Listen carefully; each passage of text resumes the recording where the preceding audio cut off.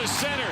Carlson going back to the wall, and he won't get it. McCarthy's home. Here comes Canzone. Corbin Carroll with a 2-run triple. Let's get nasty on a Wednesday. It's the Fast Lane on 101 ESPN. We are live at Centene for another day of the Blues Youth Camp. We're going to be here for the next couple of days as well with Jamie Rivers. I'm Anthony Stalter. Our guy Marshy Marsh is back in the studios right now, so you'll hear from Marsh throughout the course of the show as well.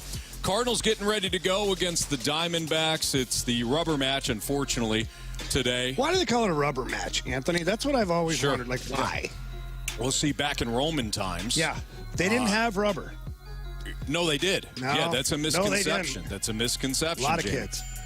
Well, different sorts of rubbers. Oh, yeah. Well, that's what I meant. But when the gladiators used to fight, and, you know, they kind of played to a little bit of a draw as a decision. One guy won the first fight, the next guy won the next, right? They fought to the death, Anthony. Typically, yes. So it's hard to win one and come back, or lose one and come back. You know what? I don't know why they call it a rubber match. I just often wondered that. Text line, activate now, please. YouTube chat room, like, help us. Was it Thundercats or whatever? Or Yeah. Voltron? What was it? Activate. Activate, and it all turned into one big thing. No, No, it wasn't Transformers. What was the one? It was Thundercats. Sure it was. No. Yeah. Voltron. I don't know. Anyways, the Cardinals are going to play the rubber match today, Jamie, because they blew another game yesterday. So let's talk about this for a second. Let's try to digest it here. 487 games in a row, I think it is. Steven Matz. Don't check the math. Steven Matz, who up until recently, everybody hated the contract. Yeah. You know, he was injured all last year. And rightfully so. Yeah, of course. And then this year was not great. And then he went to the bullpen. Since he's come back from the bullpen, in his 4 starts, I think his ERA is like 2.1. He's completely redeemed himself, kind of, right? And you totally redeemed yourself. Yesterday, he pitches, 6 scoreless innings. Yes. Look good. And you go and mess it up for the guy. That's correct. Yeah. Why was Stratton out of the bullpen? He's pitched like 9 games in a row, hasn't he? I got to showcase him for the deadline. His arm's going to fall off. They found it in the infield last night.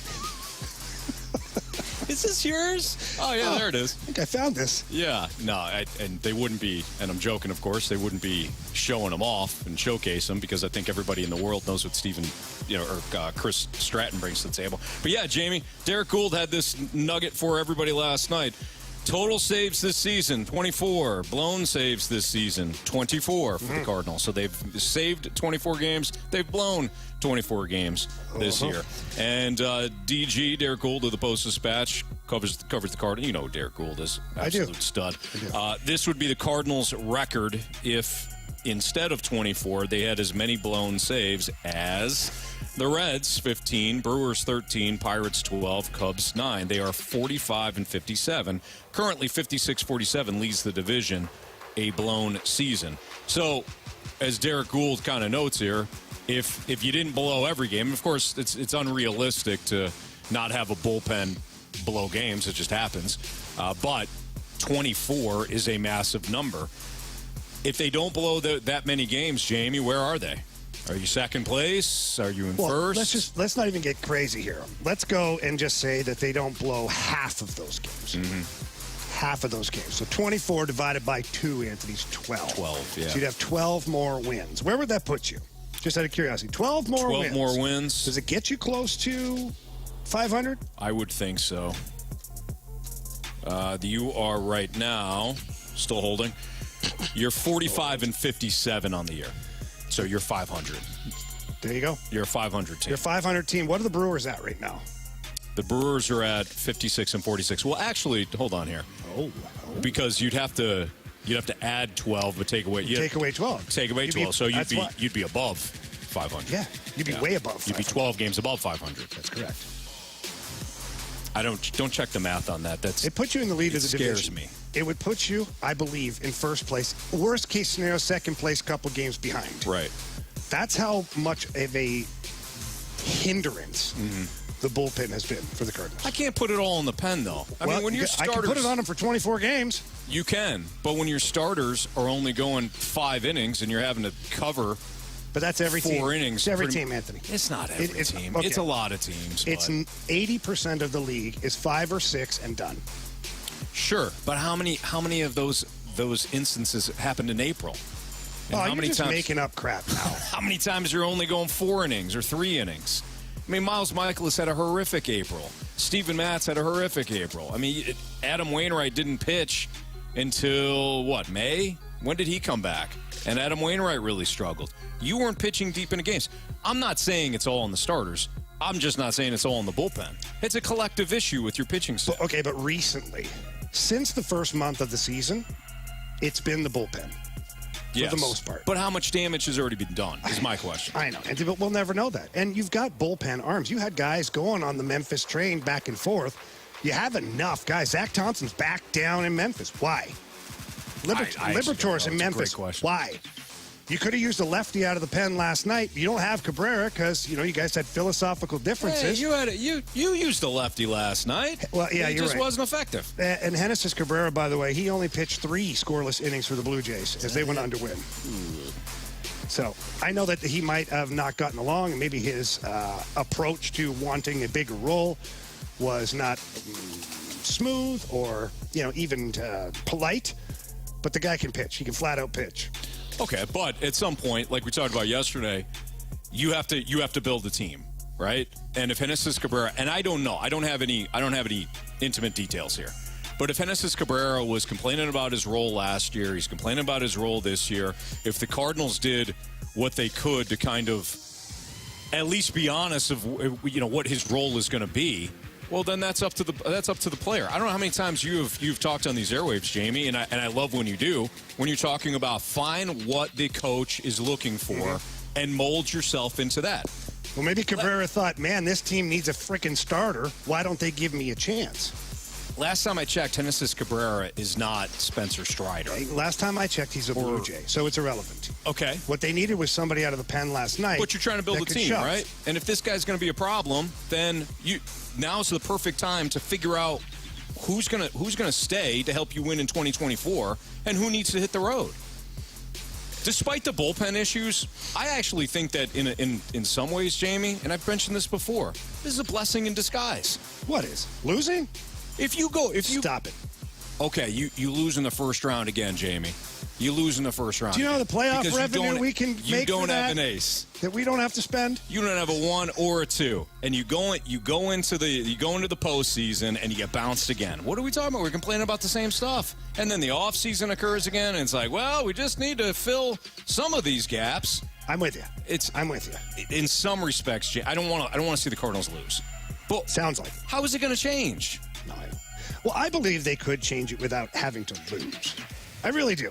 But has the losing forced the front office to wake up? It has. It's been a slap in the face. So to your point, and I will agree with you on this, that without the struggles this year, would they have been honest enough internally to realize that it was a disaster and that they needed to revamp it, even if they had success, even if it finished first, second in the division? I don't think so. I don't think so. I think that it said, no, Yeah, right there. Well, a couple of bad bounces, Right. A couple of loud outs. Yeah. Well, ball didn't bounce our way again this year. 5 years in a row. No, I think there needed to be a shake-up philosophy-wise. Yeah. And we'll find out if they actually figure that out. Right. Right now, man, I feel like they're driving with a blindfold on. Well, do you want to talk about the lineup today? I don't, but I know we have to. All right, so BK and Ferrario played the lineup game, and, hey, rightfully so. The lineup was out. It had been out for a little while. And when we can't play the lineup game, we love that somebody on 101 ESPN does. So good job to BK and Ferrario. But here's your lineup today in a rubber match against the Diamondbacks and Zach Gallen. I don't know if you've heard of this kid.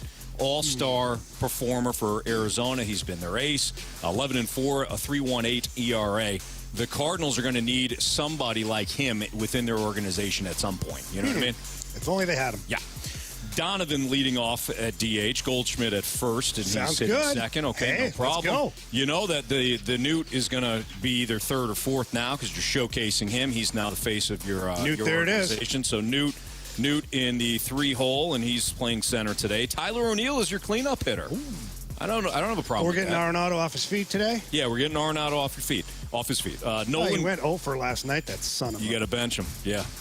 I called. Did you have Arenado? I had Arenado. Is your streak over? Yep. Why do you think he's not in the lineup today? Oh, wow. You reached out to Mo, I called didn't Mo, you? and I said, Mo, get that guy out of my lineup. I'm sick of him. Oh, no. Anyways, he's out. Tyler O'Neill's in. Wow, our streak, my 13 streak ended last week on Friday. You're, what, 11? 10, 11? Yeah, somewhere there. Man. Okay, so O'Neill's your cleanup hitter. He's in left. Gorman is hitting fifth, playing second. Alec Burleson is in right field today, hitting sixth. Our guy, Taylor Motter. Got to get Arenado off his feet. You got to get Motter in the lineup, all right? Where's this Motter game playing? matters. No, it doesn't. You got to win this game in Arizona if you want to do anything, okay? So Where's Motter playing? He's playing third Good for Arenado. Good. DeJong is your shortstop, hitting eighth, and then Andrew Kisner, because, Wilson Contreras had a couple of rockets last night. You don't want him in the lineup. Andrew Kisner is behind the dish. Who's on the bump ninth. for us today? That would be Jack Flaherty. Yeah. Can't have Contreras behind him. Can't have Contreras, right. Yeah. Those Jack- two are like oil and water. We got to get to BT. Well, you know what? I'll just tease it this way. Jack Flaherty making his final start as a Cardinal. We'll ask Brad Thompson when he joins us next in the Fast Lane on Hopefully. 101 ESPN.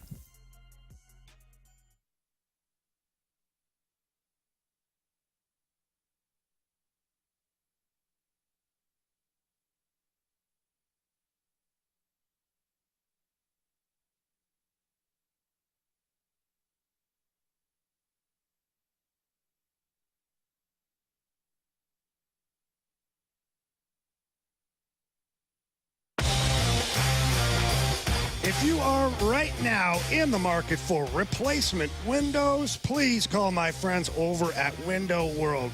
They are the best in the business, and the customer service is fantastic. And I can tell you, when I visited the warehouse, that's the first thing that all the employees talked about, was making sure that all the customers in the St. Louis area are satisfied and providing a great product. Well, they certainly have the customer service, and they certainly have the product. They have a double-strength glass that you just don't find in normal replacement windows. And what that means is that the efficiency is better. So when it's hot outside, it stays outside. When it's cold outside, it stays outside. And the money, hopefully that stays in your wallet. And also, it doesn't break very easy, which is great. But if it does, Window World offers you a lifetime warranty that covers all the parts, the glass breakage, and the labor.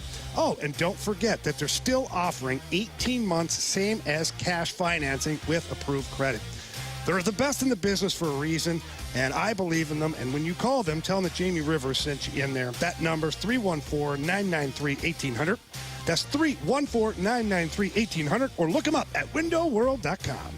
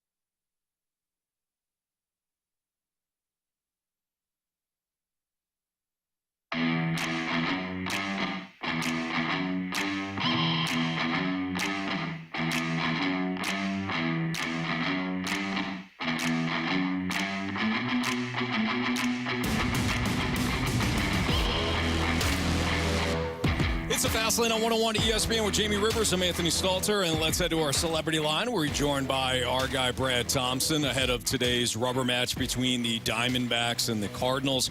BT, maybe. Wait, hang on. BT, maybe BT knows. That's what I was going to say. Maybe BT knows. I didn't know you were going to go there. Why are you jumping the gun on me? Guys, I think I can clear this up. Whatever it is, I can clear it up.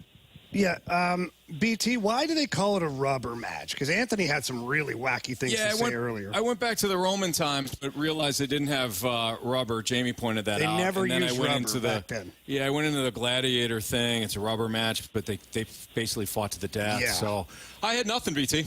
What do you got, Brad? Well, here's the thing, guys. If you have to ask, you don't need to know. You know what I mean? It's just one of those things. I don't know why they never call learn it that, anything, to be Brad. totally honest. No, I don't know why they call it that. Yeah. No, Okay. it's just, hey, it's got to go one way or the other. Sometimes when you do have a rubber match, if you have a teammate who has, somebody will put something up on the wall to signify it's a rubber match. So, look, it's going to be a big day for the boys. Oh, like today. a tire or something? Like a tire, BT? Yeah, something like that, or like an eraser, maybe, Like a or balloon. Yeah. a balloon. Yes, all kinds of different things. Yeah.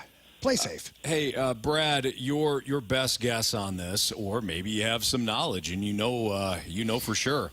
Nobody's listening, so feel free to tell us either way. Trust tree. Okay, good. Yeah, is this Jack Flaherty's last start as a Cardinal? Absolutely. Anthony? Yeah. Okay. Was that too quick? As much. No, it's great. no, I it's mean, fine. look, It goes to segment. no, all signs are pointing that way, right? I mean, there's right now. I don't think that there's much conversation. Although Mo did just walk by me, so maybe that changes. Flag him down. Grab him right now, Brad. Yeah, Get him on here. We want to talk to him. See what we got. But it just seems like there's no real reason if you can get assets for him, and you're going to get assets for him. Like they're going to be he's bandied about a bunch of different rumors. It would surprise me a lot if he were still here after the deadline. It's not that they don't like him. It's not that they don't need starting pitching, obviously. But you got to get something for the pieces that you have in place, right? So, I'll be very surprised. We were walking out last night, Chip and I, and Jack, he's very close to his mom. His mom's all emotional, about the day today because, she kind of knows, obviously, the writing is on the wall as well. I'm sure for Jack, this is going to be an emotional start for him, knowing that it is very likely the last one in the Cardinal uniform for at least this time. BT, pieces that are staying and leaving, and who knows ultimately what all the moves end up being for the Cardinals. But one rumor that we're talking about in the last 24 hours is the Cardinals extending Jordan Hicks on a multi-year contract. What are your thoughts of that? Yeah, so I actually really like the idea. Now, I haven't heard what the numbers are that they're kicking around back and forth, but I think that you have to do one of two things with him. You either extend him or you trade him. I don't think that there's any in between of just holding on to him, again, for the second half. Might be a miraculous run. Who knows? But you better get something for that guy. So, again, I just if I'm guesstimating numbers right now for an extension of at least where they're at, I would think no more than a 3-year deal for him. I think it's crazy to go any more than 3 years for any reliever, really. And I would think somewhere in the $24 to $30 million range, chances are. I think that would be a very good thing to keep. Back end of the bullpen piece, not necessarily like just your closer. You can use him however you want at the back end. But the Cardinals are going to need some help at the back end of the bullpen, right? So it seems to make sense if you can keep him around to do so. But if you can't extend him before the deadline, Jamie, I think you have to trade him. Like, you have to be able to get assets for pieces that are going to walk out the door. Brad Thompson joining us from Arizona ahead of today's Cardinals and Diamondbacks game. It's the Fast Lane on 101 ESPN. BT, Steven Matz last night pitched very well. Are you seeing a different guy coming back from his demotion to the bullpen? And more importantly, I guess, do you see the Cardinals viewing him as almost a guarantee again for next year alongside Miles Michaelis as the only two guarantees, I guess, at this point for the rotation? Yeah, he does look better. Look, he looks more consistent. I think that his fastball is playing better. I think that he's been more confident with it in the strike zone. Changeup looks better as well. Got a lot of swing and miss with that thing. And, yeah, absolutely. I think that they look at him, and they got 2 more years on that contract. They need him to be a guy in the middle of that rotation. Now, that doesn't mean he's like a 1-2 type guy, even though there are only 2 guys in the rotation for next year. But he should be a steady presence. You look at the stuff that Steven Matz has. Honestly, at times, especially early in the season, it's kind of maddening when you're watching him nibble around the corners and just be inconsistent. I like the way that he's attacked recently. I think that the 4 starts that he's had now since coming back off the break have been off of the bullpen stint, have been very promising, and they like what they're seeing. The key for him is just continue to attack. We've talked about it, right? Steven Matz isn't one of those guys that's going to go out there and blow up and just pitching with his hair on fire. That's not him. He's more relaxed. But I think that when he's got that little bit of an edge, you can kind of tell. And I feel like he's had that recently. Yeah, certainly his body language was that of someone who was pretty sure of himself last night. And another guy that was on the bump earlier this week, Adam Wainwright, coming back off the IL and was going to get a warm-up game, I believe, down at AAA or maybe Springfield. But they said, no, we're going to pivot, put Waino back on the bump. What did you see from Waino the other night that maybe was a little bit different than what you've seen so far this year? Well, first of all, it was miraculous, what he was able to do, honestly, because he was scheduled to throw a live batting practice here. That's what he was going to do. Instead, he ends up going 5 innings. And, Jamie, the different thing was, with Adam Wainwright, you saw him vary his arm angle with all of his pitches. Man, he was throwing from 4 different arm slots. He was, making stuff up kind of as he went, but he was doing so in a manner that kept everybody off balance. He was shaping his pitches differently, and it looked like after the first batter, you're like, oh, here we go. This might not end up being a good one, and then there were a couple of deep fly balls.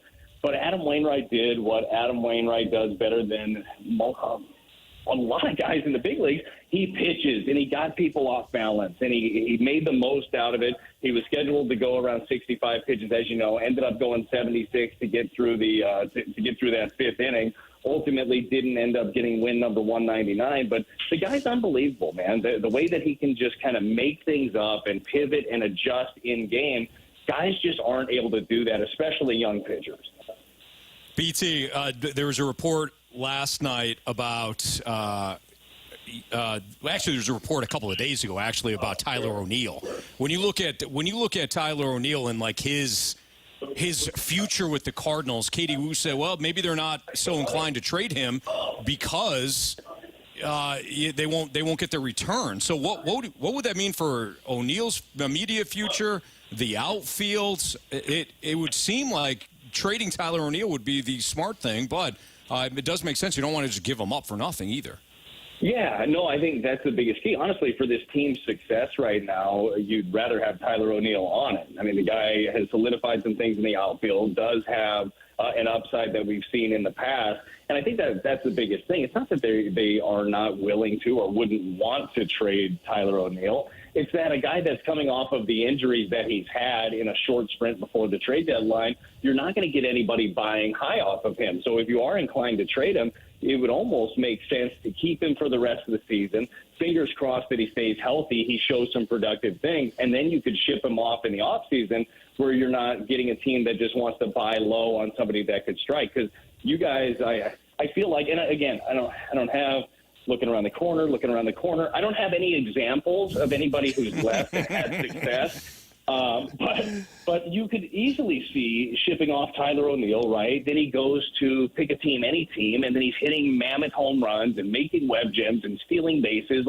You don't want to sell low on a skill set like he has. Right. That makes sense. BT, we'll let you go. We know you got to get ready for the game. Thanks for squeezing us in before Bally Sports Midwest and the Cardinals and Diamondbacks. Dude, guys, looking forward to it today. Hopefully it's a good one. And for Jack Flaherty, man, if it is his last one in the Cardinal uniform, which it very well might be, I hope it's a great one for Jack because for all the ups and downs, man, I thought he's been a very good Cardinal, and I hope he has a great ending. Well said. All right, BT, thanks, buddy. We'll check back with you again soon. All right, have fun, fellas. Jamie, teach him how to skate. Oh, yeah, I'm working on it. Yeah, he's doing great. Yeah, we'll get that clear camp going, too, soon. Clear camp. Yeah. All right, BT, we'll see you, buddy. See you, boys. See you, bud. Jamie, let's get into the Actually, we're going to play Beat the Streak. I forgot. We got to get that going right now. So Beat the Streak next. Yeah, I don't really want to play that. On 101 ESPN.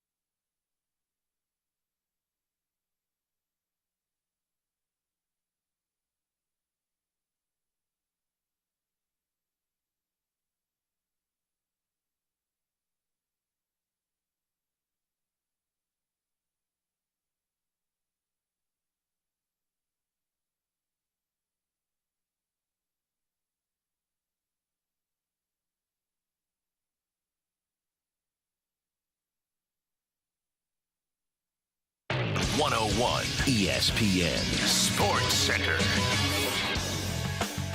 I'm Andrew Marsh. It's time for a Sports Center update driven by Johnny Londoff Chevrolet and Johnny Londoff Autoplex. The Cards lose last night by a final score of 3-1 to the Arizona Diamondbacks. Steven Matz went 6 innings. He gave up 5 hits. He walked 1, had 6 strikeouts, and gave up 0 earned runs last night. We have an early game today, the rubber match, as Anthony calls it. 2:40, Jack Flaherty going up against Zach Gallen.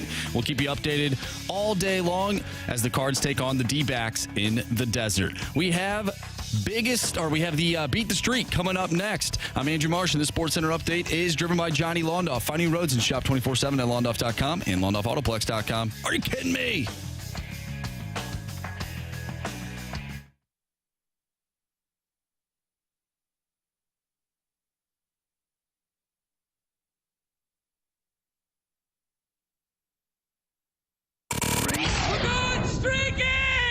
Hit baseballs. All of my successes depend on me. You ready to hit? The hits just keep on coming. And his first big league hit is a bullet up the middle.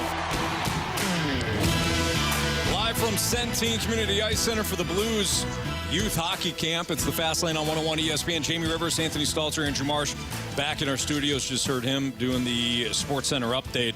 And we got to play Beat the Streak. We got to squeeze it in, although Jamie not too excited to play today. I don't blame you. I'm angry.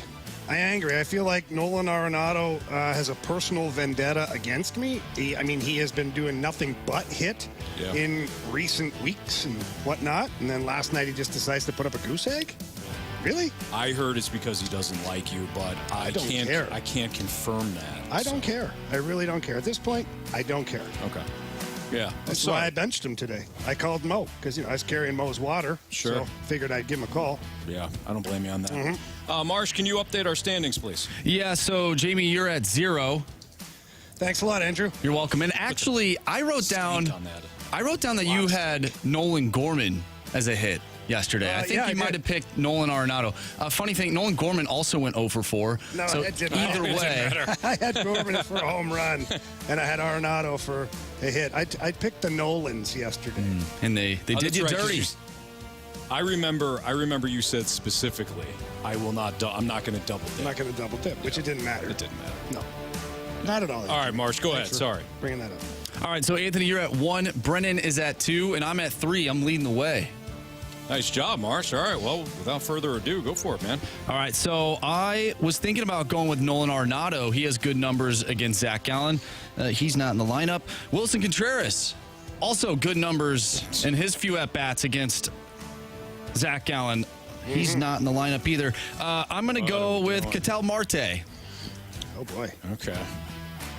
Yeah, I'm not overly inspired. Now, it's Brennan's turn, right? Yes. Brennan, what do you got?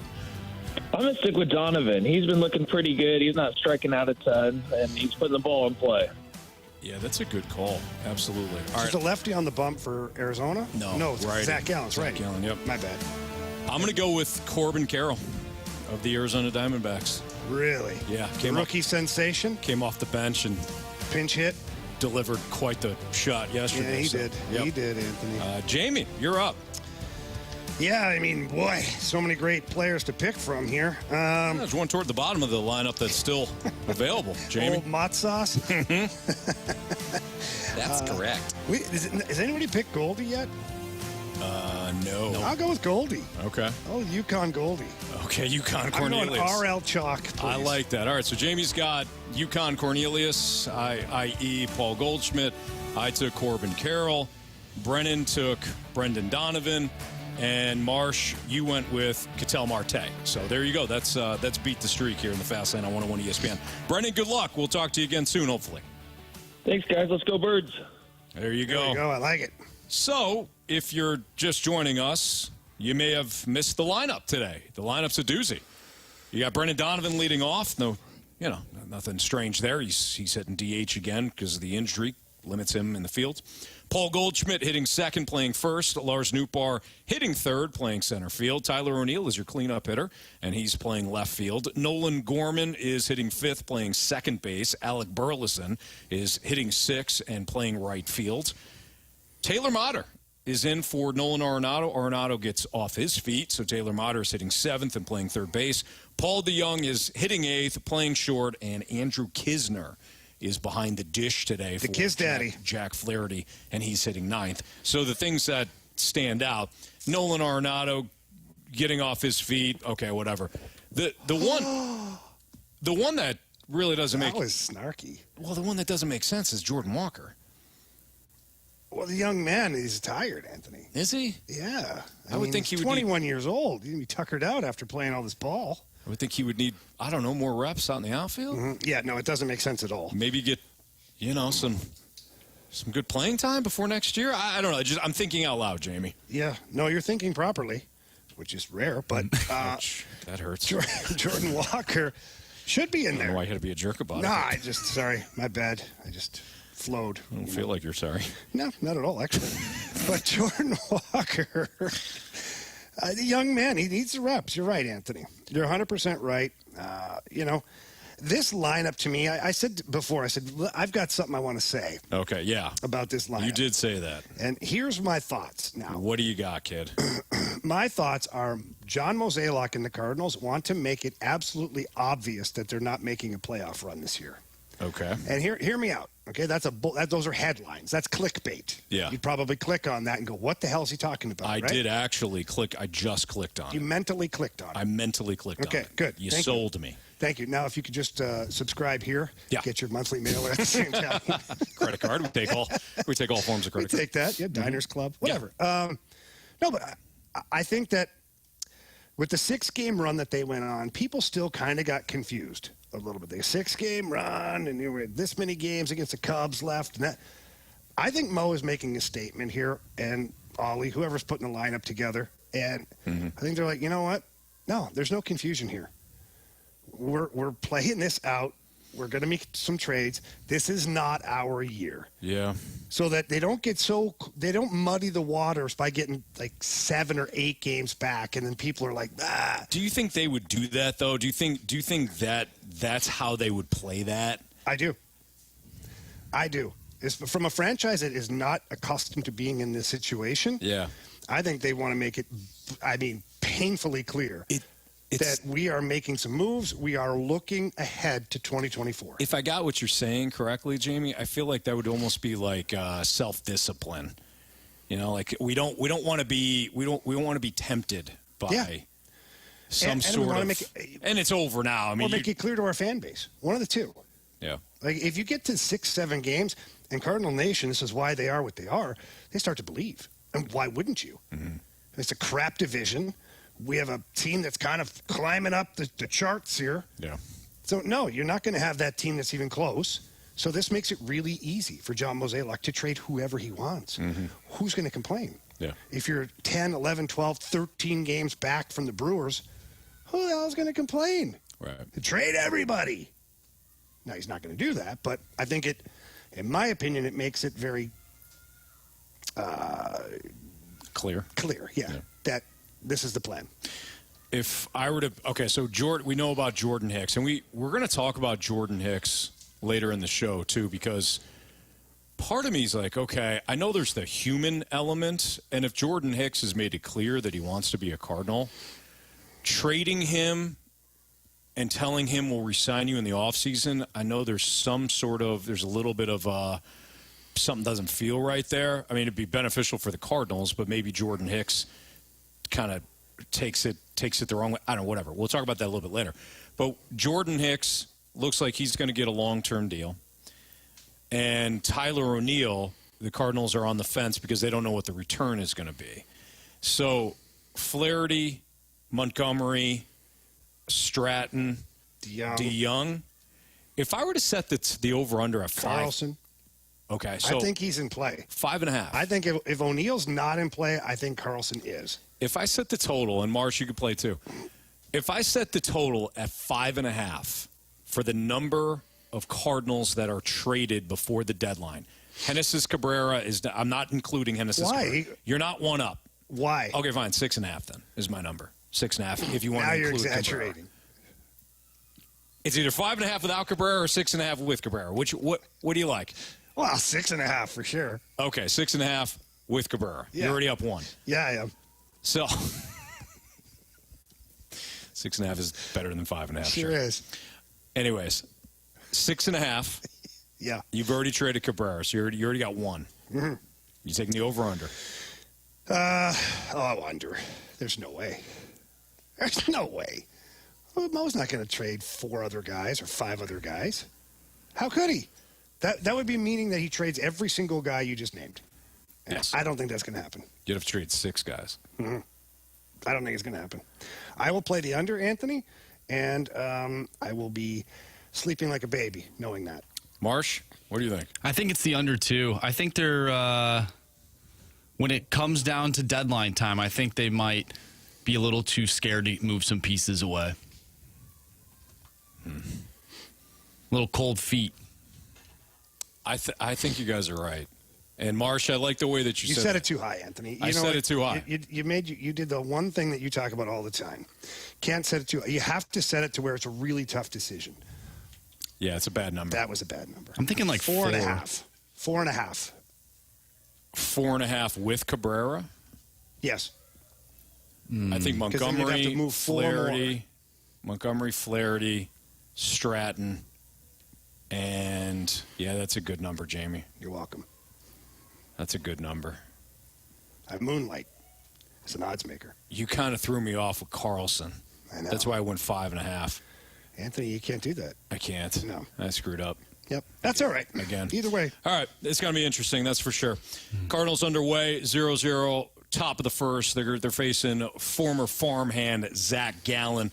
We'll talk about storylines that emerge throughout the course of the day when it comes to that game. But we're going to talk we're going to squeeze in some other non-Cardinal related topics over the next couple of segments here, including Justin Herbert. He gets paid big time last night. Yeah, he did. Is he going to be worth the money? And where do you have him right now? In L.A.? In L.A. Yeah, I mean quarterback rankings. We'll get into that say next San on 101 Diego. ESPN. Yeah. Watch yourself.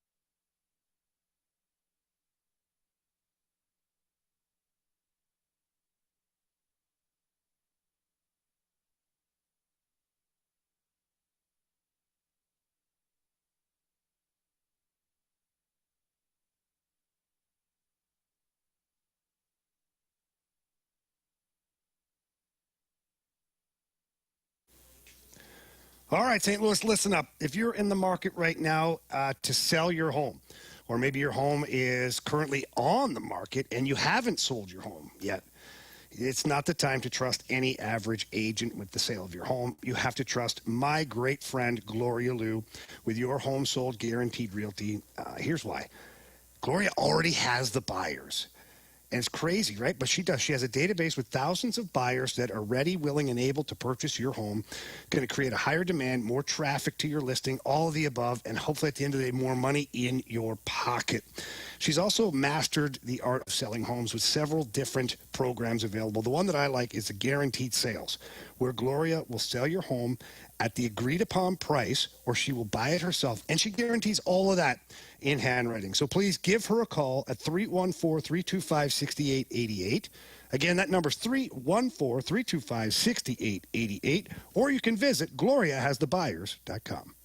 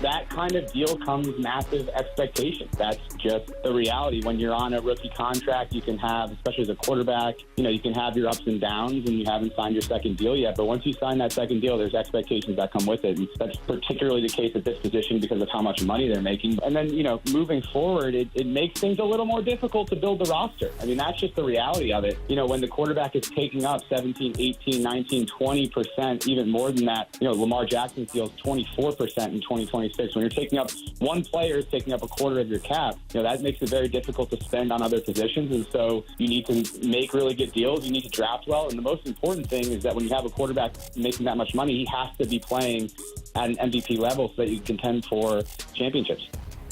That was Daniel Popper of The Athletic. He covers the Chargers, and he was breaking down some of the good and the bad and some of the challenging aspects now for the Chargers, who signed last night their franchise quarterback Justin Herbert to a massive contract. And I don't really think, Jamie, there's much debate about whether or not you pay Justin Herbert. And by the way, you got $262.5 million through 2029. But some of the things that Daniel Popper was talking about there is once you pay the quarterback, we know this, Jamie, you have challenges now. You have areas of your roster that have to be viewed as not less important, but you have to kind of get creative. Seattle's a perfect example. When they had their Legion of Boom back in 2012, 2013, 2014, like that era, you paid Richard Sherman, you paid Bobby Wagner, you paid Earl Thomas, you paid Cam Chancellor, you paid maybe Irvin got a deal. There's a couple guys on the defensive line that got their contracts, and then you swung around and paid Russell Wilson. Well, your offensive line was patchworked. You couldn't sign guys in free agency. Maybe you didn't have the draft pick compensation, or you didn't like some of the offensive linemen in the first round. I remember at one point they swung a defensive lineman to the offensive line because you had to kind of build it on the cheap. That's one area where the Seahawks said, okay, we got a mobile quarterback and we got a pretty good running back. We're going to have to go cheap there. We're going to have to go cheap somewhere. The Chargers are going to be faced with this now. They had a lot of guys on the outside at the wide receiver position making good money or set to make good money. Austin Eckler, they hesitated paying early on because they knew this contract was coming. My question is, do you think that Justin Herbert is going to be worth it from the standpoint of, even though the roster is going to have to take a hit in certain areas, do you think Justin Herbert's going to be worth it when it's all said and done? What are your choices? You have none. I mean, but do you think? Let me rephrase. Do you think that Justin Herbert is going to stay? I don't know where you have him, but do you think he's going to be a top 10 quarterback or top 5 quarterback from here on out? Yeah. Look at this kid. I mean, he's a machine. He's one of the best quarterbacks right now in the NFL. It's not his fault that his coach is not able to get this team farther than they are, or that they have been. Yeah. Justin Herbert, who's better? Joe Burrow? Is Joe Burrow the guy? Joe Burrow. Is Mahomes. Mahomes, but he's a little older. Yeah. But still, I'm talking about that. Out of the guys that came out the last 3 or 4 years, it's Joe Burrow and Herbert. And no offense to Jalen Hurts or. Okay, but so if you dropped Justin Herbert in Cincinnati, do you think he would be having the same success as Joe Burrow? I do. Yeah. I don't know. I don't want to minimize what Joe Burrow has accomplished. I mean, to get to a Super Bowl, and I think he'd have success. I'm saying, to me, they're of equal value. Yeah. If that's the case, then you have to pay this guy. Mm-hmm. You have to. And I didn't even think his deal was that outlandish. It's right there in terms of, Lamar Jackson got his deal. Herbert got a little bit more than Jackson. That's why when we were talking about Lamar Jackson, the idea that he was going to get the Deshaun Watson contract, we kept talking about it. Watson's deal was it was a total aberration. You had to strike that deal off the record. It didn't count. It was the Tom Brady of arguments. Well, this is what Herbert's agent did, too. They just disregarded it. They didn't use that as a measuring stick. No. They probably used Lamar. That's exactly what they did. So we got a little bit more than Lamar. So I didn't realize this at the time, Jamie. First of all, I agree with you. Justin Herbert to me is an absolute stud. Now I can talk a little bit about the insights of his game here in a second, but Herbert Herbert has thrown for more passing yards, 14,089, than any player in the first 3 seasons in NFL history. Yeah, I know. And I know that's just a yardage number. It doesn't equate for, touchdowns and interceptions I think he's second. and all that. I think Marino's first. There you go. Justin Herbert's an absolute stud. Here's the difference between Justin Herbert and most quarterbacks in the league. Not just Joe Burrow or his ability to process information quickly. I haven't seen it since Tom Brady. Will the results be there? Will the production be there? We have no idea. Football is still a team game, despite what Tom Brady what Tom Brady was able to accomplish with the Patriots. But with Justin Herbert, he's able to, when the ability to look at something pre-snap. Tom Brady and Peyton Manning are the best I've ever seen. Post-snap, Brady, Montana, Herbert's ability to get to the third, the fourth guy in that offense is remarkable. Most guys can't, they go 1, take off, or maybe 2, and then they either get the ball out, throw the ball away, or run. Herbert's third, fourth choice, and that was one of the things that made Brady so good. So I think Justin Herbert is already a top 5 quarterback. It's just now about the production. And production is just about as much about team effort as it is about the individual quarterback. I mean, you needed to have this guy locked in. You have no pivot. Yeah. Like, if you're going to be a competitive team in the NFL, let alone that conference right now, like, you need a stud quarterback. No kidding. What's your pivot? I go back to that every time. Nothing. Like, Herbert had all the leverage in this. He did, because the Chargers, what do they do? Oh, well, move on to the next guy? No. You're not getting another Justin Herbert. Right. You may not get one for 10 years. Mm-hmm. Like, those guys are rare. Burrow is rare. Like, yep. You had to sign him. And now you're going to have to figure it out from an organization standpoint where you allocate your dollars here, like moving forward. Mm-hmm. How do we create a good offensive line for this guy? How do we give him options offensively? How do we build our defense up? Like, this is where the GM earns his money. Absolutely. Because the quarterback, to me, was a no-brainer in this one. The money was a no-brainer. It's right in that market. This deal had to happen for the Chargers, and now they have to figure it out. You're hoping to pay him. Yeah. You're hoping to pay a franchise quarterback. Well, no kidding, right? Now, you've got, honestly, one. This guy, the way he's going, he's a future Hall of Famer. Yes, I agree. All right. Marsh, you can play it. We'll do this real quick. So right now, Tom Brady is retired.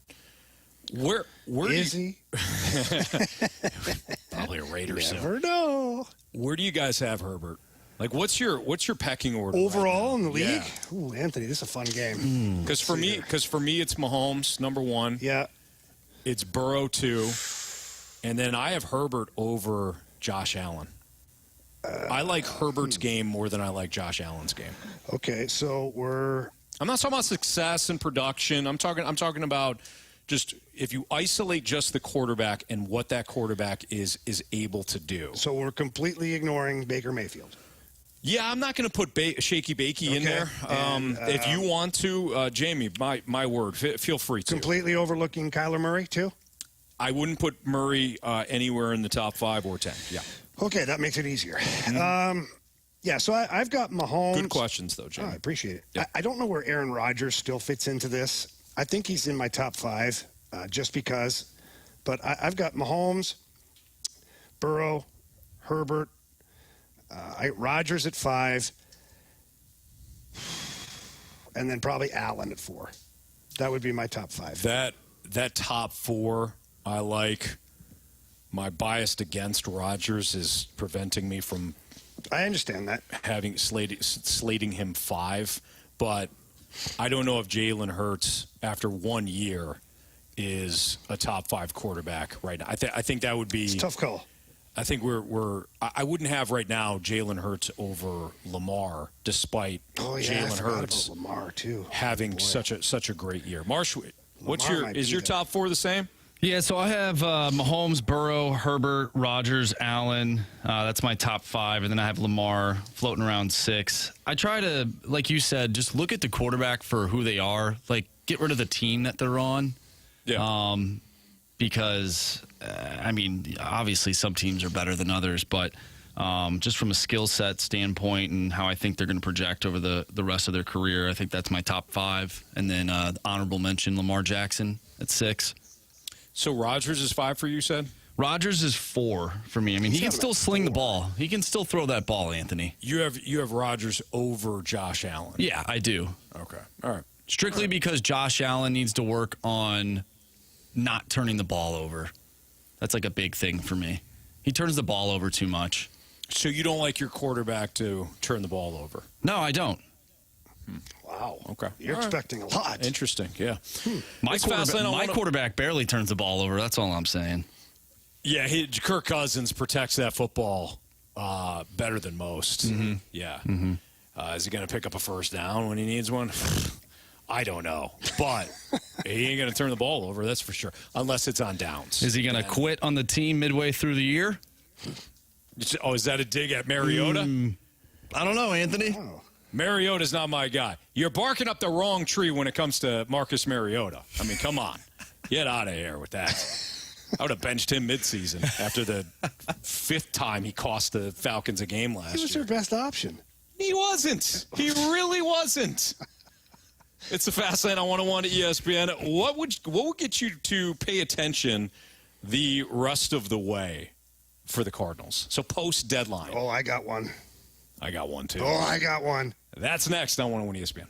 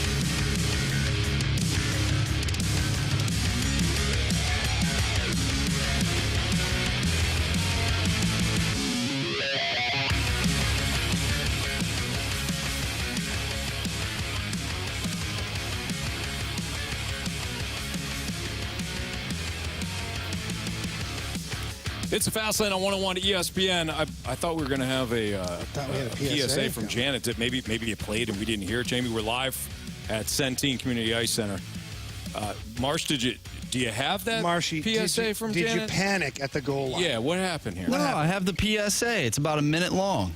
But usually when you say that, it's because we're going to come out of break. No, I was just telling you guys because you're not in the studio with me. That's the only way of communicating with because you. we're not in the studio with you, that got really confusing. This just, I mean, you got to... You know what I think this calls for, Anthony? A redo. We need to redo. Yeah. Give us the bed coming back in here, and then we will toss it to the PSA, Marshy. Okay, buddy? That sounds great. Marsh. I'm going to give you a different bed, too. I didn't like that one. Marsh, we're gonna toss to that PSA. All right, ready? Let's redo it. All right.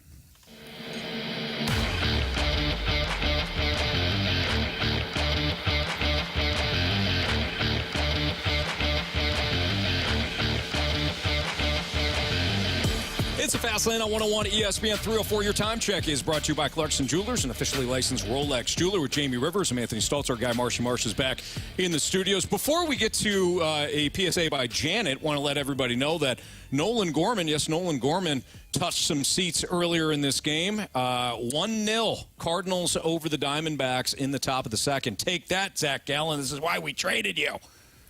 Right, Jamie? Mm-hmm.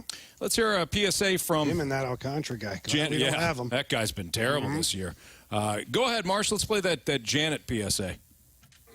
My thoughts on this whole situation is we have a wonderful fan base here that shows up at every game. It's time we stop being taken for granted and we start being rewarded for what we do to support those Cardinals. We need to see a winner for a change. I want another pennant and I want another World Series before I die. Come on, get with it, Mo. Do something. And DeWitt, I love you, but you need to spend some money and support this fan base. You need to get rid of the management and do a whole restructure because this new philosophy does not work. It's time to know that you need a blend, a little bit of common sense tied in with a little bit of analytics, not a total philosophy like you've been preaching. It's wrong. Please bring back the old-time Cardinals that we enjoyed watching for years and years and years. Boy, if that doesn't move you, Jamie, I don't know what will. I think we give Janet the job. Yeah, I would. That's more passion than I've heard from a lot of people surrounding this team. Wow, you're right, though. Yeah, well said. It actually, and it kind of fits well. Janet's PSA there fits well with what we wanted to talk about next because as I was perusing Twitter, I saw that Derek Gould had the latest stats, and is actually it wasn't Derek Gould. I believe it was our friends there at the Cardinals stats and information. Are you going to steal my thing right now? No, I'm not going to steal. Yeah, you did because you said, "What are you looking forward to?" Okay, well, if you go and Jamie, take this, Anthony, I'm going to stab. Yeah, you are. I'm going to stab you with a pen. I didn't steal it from you. You and I are on the same page for once. No. So you just don't know what it feels like. Yeah. Go ahead. Well, you were supposed to tease the question. You did the whole thing before. What is going to make you tune in to the Cardinals post deadline? Thank you, Anthony. Mason Wynn. Do you have some numbers for us? You know what? I was crunching some numbers here. Were you? Yeah. I got the old interwebs out here and clicked on Twitter. Somebody else did all the work for me. There you go. It was great. Yeah. From Cardinal Stats and Facts, I got to give full credit here. Yes. They were passed on to us by Swan.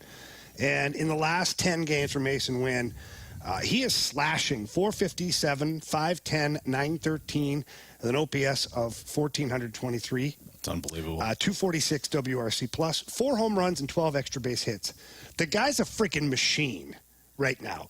That's a guy that's done everything, in my opinion, at the AAA level. Like, it's time. And that's the one thing in pro sports, being the NHL and whatnot, like, you wait for a player to play his way out of a league. Like, he's too good for the league not to have him at the major league level. Yeah. I think we're there. And he's hitting .372, with an OPS for the month, not just the 10 games, of 1096. I mean, this guy's ready to play in the majors.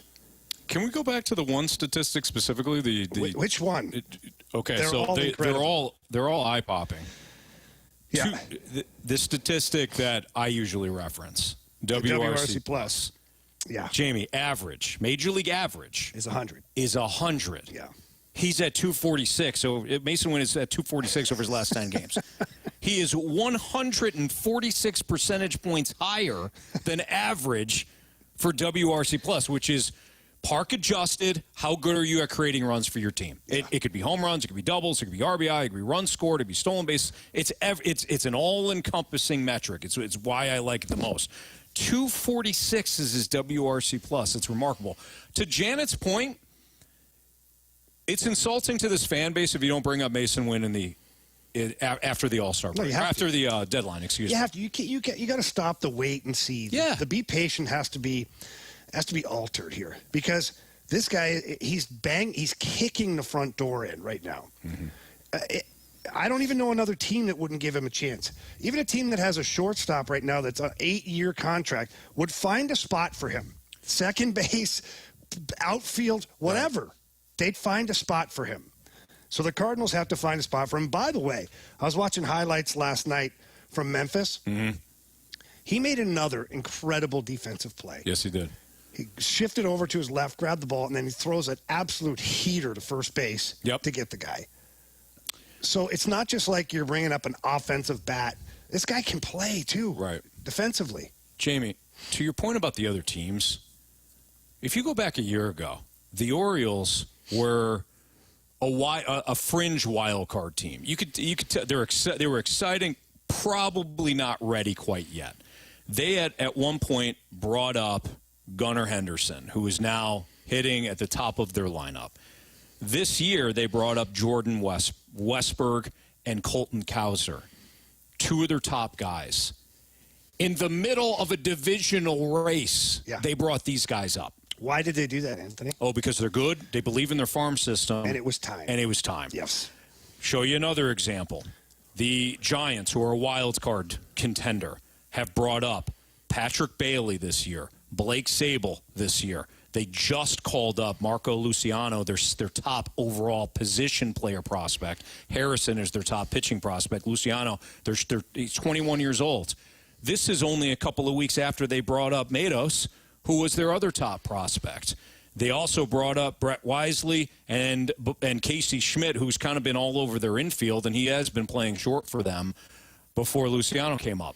This is a wild card team that rebuilt their farm system after years of competing. They won in 10, 12, and 14 to the Giants, and they were also still trying to compete in 16. One of the things that they did along the way was decimate their farm system because you're making trades. Well, they rebuilt it, and they're not sitting on these prospects, nor are they trading them. They're letting them play. They're using them. It's been a bad year. And they're winning. It's been a bad year for the Cardinals. Yeah. Their fan base is still, at this point, for the most part, going through the turnstiles. And they'll continue to do so. They'll continue Honestly, to do so. It helps the Cardinals' ticket sales, or I shouldn't say the ticket sales. I don't know if it's a direct correspondent to it. You want people in the seats or not? People will Forget the ticket sales. They'll be excited to see Mason win. Mm-hmm. I know that the moment he gets called up and he's playing at Busch Stadium, I want to be down there. Right. I want to watch him. I want to see him. I want to see him offensively, and I want to see him defensively. I want to see him stab one at short and fire an absolute piss missile over to first base for an out. Absolutely. That gets me up out of my seat. Yep. Yeah, the Cardinals are down 6-3. I don't care. Mason Wynn, this guy's exciting. Yeah. And then Jordan Walker in the lineup, Nolan Gorman in the lineup. Like, let's go. And hit him ninth. Hit him ninth. You don't have to do anything but hit him ninth. I was listening to Alex Cora, the Boston Red Sox manager, yesterday on MLB Network Radio, and he was talking about one of their young guys, Duran. And there were times over the last couple of years when they brought up Duran. I don't know if he was their top prospect or one of their top guys, right? And they would bring him up, and since he was leading off for their AAA affiliate, Alex Cora was batting him first. Say, hey, set the table for us. And he's even said, he goes, set the table for the Boston Red Sox. And the kid struggled. Well, this year, he hit him ninth. He said, we're just going to let you ninth. And then before long, he hit sixth, then fifth. And now he's setting the table for the Boston Red Sox. You don't have to bring up Mason Wynn and bat him leadoff or bat him anything. Just hit him ninth. Play great defense.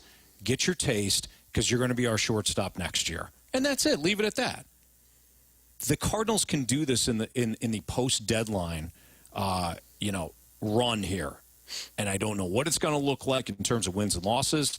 But I think, in my opinion, Jamie, correct me if I'm wrong, you owe it to your fan base who suffered through this year. You owe it to your fan base to give them a little taste of what they're what they can look forward to in 2024.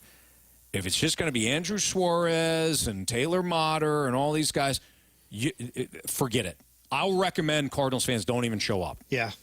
Don't. I agree. And look, whether you owe it to your fans or not to show them the young guys make you better. Jordan Walker makes your team better right now. Mason Wynn will make your team better. Mm-hmm. Bottom line, will there be some speed bumps? Well, yeah, because it's going to be his first time to play in the majors, and guys are going to figure him out, or he may not figure out things right away. That's going to happen anyways. But that happens to guys who've been in the majors for 4 or 5 years. Absolutely. So what's the excuse there? Right. I look at a guy like Mason Wynn, and I just see flat-out talent. Mm-hmm. Flat out. Let's let him go. Let's let him cook at the major league level and see what we've got, so that 2024, when spring training breaks, we've got Mason Wynn, who has got lots of reps under his belt, and he's ready to go. I'm with you. All right, we're gonna do a little quick hitter here. What do you want to see at the deadline? We got a couple of questions, not related to the Cardinals, but related to Major League Baseball overall in the deadline, including where do you want to see Shohei Ohtani play the rest of the season? That's next on 101 ESPN.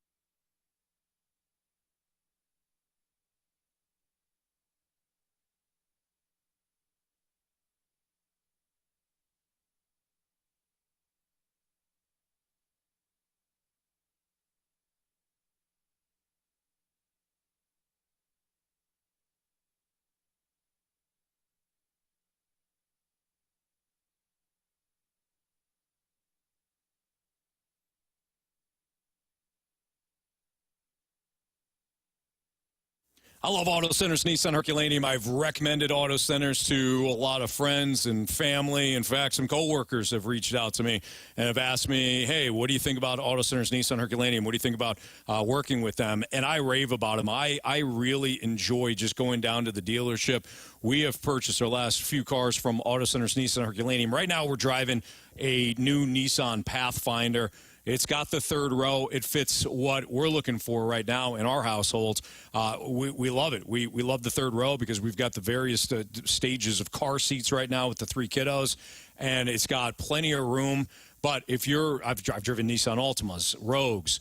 I haven't checked out their Nissan Titan yet, the pickup truck, but I hope at some time when the kids get a little bit older, I will. But when it comes to Auto Centers Nissan Herculaneum, it's not just about the car selection. They've got over 700 vehicles on the lot, whether you're looking at new Nissans or pre-owned vehicles. Great. They've got them for you, and they got them for you in one location, too. It's just one dealership in Herculaneum. But when it comes to Auto Centers Nissan Herculaneum, I rave about them for the financing options that they have. They'll get you a brand-new Nissan at a monthly payment much lower than you thought was even possible in a brand-new vehicle. 30-day return promise is what they give you, and they got the free nationwide lifetime warranty, which I know is a huge selling point to a lot of coworkers and friends that I've talked to as well that have checked out Auto Centers Nissan Herculaneum. So go down there this week or this weekend. Tell them Stalter sent you. It's Auto Centers Nissan Herculaneum.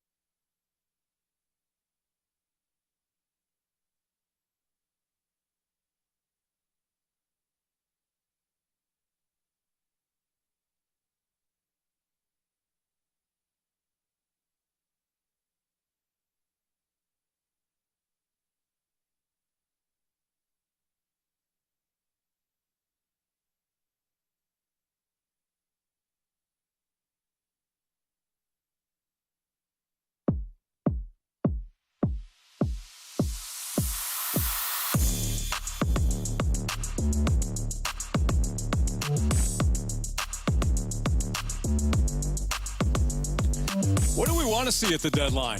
James liking this I feel like I need a drink. You feel like you're back at that place in Toronto? What's that place called? No, in Quebec. Quebec. The Chez Dagobert. There you go. I feel like I'm like a DJ. I should be like scratching the record a little bit. Stop, Jamie. You're getting everybody excited. I'm sorry. All right, so what do we want to see at the deadline? Marsh, what are your thoughts on this, too? So I put together some questions, non-Cardinals related, because we've talked a lot about the Cardinals and the deadline, but there are other Major League Baseball teams that are going to make other moves, guys. So let's talk about them. Where do you want to see Shohei Ohtani play the rest of the season? Where do you want to see him traded? Right here, baby. I should have seen this coming. Well, you said where do you want? Yeah, okay. You should have said where do you think he'll play. Outside of the Cardinals, where do you think? Where do you want besides the Cardinals? Where do you want to see him play? I would like to see Shohei Ohtani play for the Texas Rangers. Rangers have never won a championship, to my knowledge. Am I wrong, or? I don't think they have. I think the first time they went to the World Series was 2010 when they lost to the Giants, and then they went back for 11, of course, and they lost to the Cardinals. I don't believe they won a World Series. Yeah, they lost. Yeah, lost those 2 years. So I'd like to see that. If the Cardinals, the Redbirds can't win this year, let's send it to a team that hasn't won before and put Shohei Ohtani in the lineup. All right, so Jamie's saying Rangers. What about you, Marsh?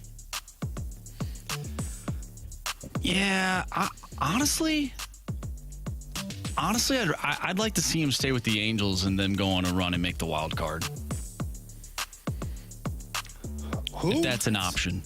That was terrible. You want to see him stay with the Angels? What a bad answer. I'd rather see him win with the Angels and then make a second half push. I don't care about the Rangers. I don't want to see him go to the Orioles because I like their farm system. Why do you care about the Angels then? Because that's the team that, I don't know, it's like a nostalgic thing. The Angels? I don't want to see him go to the Dodgers. I don't like seeing them win. Maybe the Giants, but they've won 3 World Series in the 2010s. I don't want to see them win either. The Rays are okay. The Rays are good, but they're boring. Their stadium is like, it's just boring. I don't want him on the Rays. Anthony is beside himself right now. I just didn't see that coming.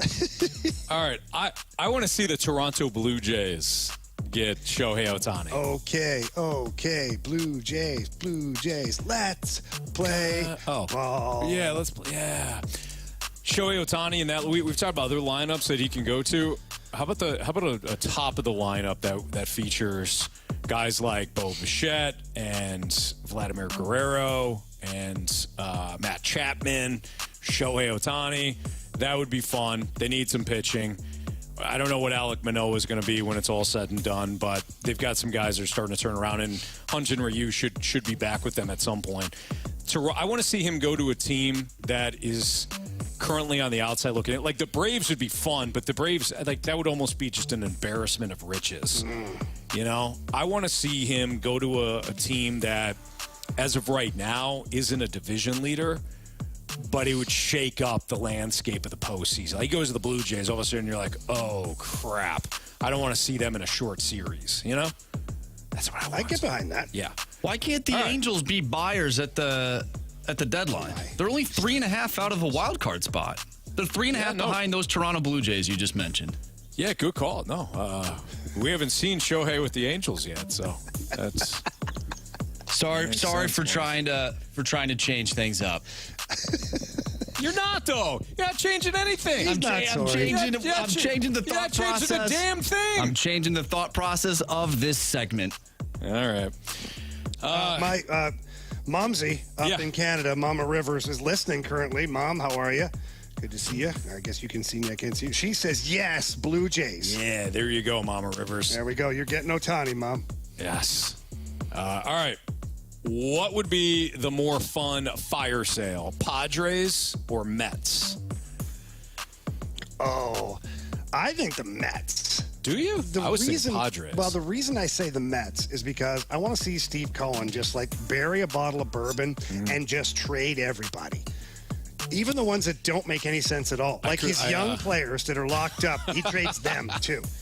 Because he doesn't care. Everything must go. What's one of our slogans here in the Fast Lane? Bury the bodies. That's the other one. What's the first one? I don't know if we can say. Right, Marshy? Nobody. No, nobody's safe. Nobody's safe. There we go. Nobody's safe. I was thinking of a different one. Yeah, me too. Oh, yeah, Marcy. that's not a slogan as much as it's just It's a lifestyle. a lifestyle. Yeah, exactly. I almost spit it out too. That was woof. Yeah, I was thinking Padres would be more fun because it would be they're waving the white flag on the. Give them credit. They collected as much talent as humanly possible over the last couple of years, but it hasn't worked. Well, the Mets did the same thing. The Mets, yes, they have. But I'm thinking from the Padres standpoint, if you were to, you could trade everybody. You could do Tatis, Machado, Bogarts, who just got there. You could do Darvish. Hear me out. I'm thinking of ancillary chaos too. Mm-hmm. With the Padres, who really cares? Like the San Diego market, I'm sure they love their team, but it's like, whatever.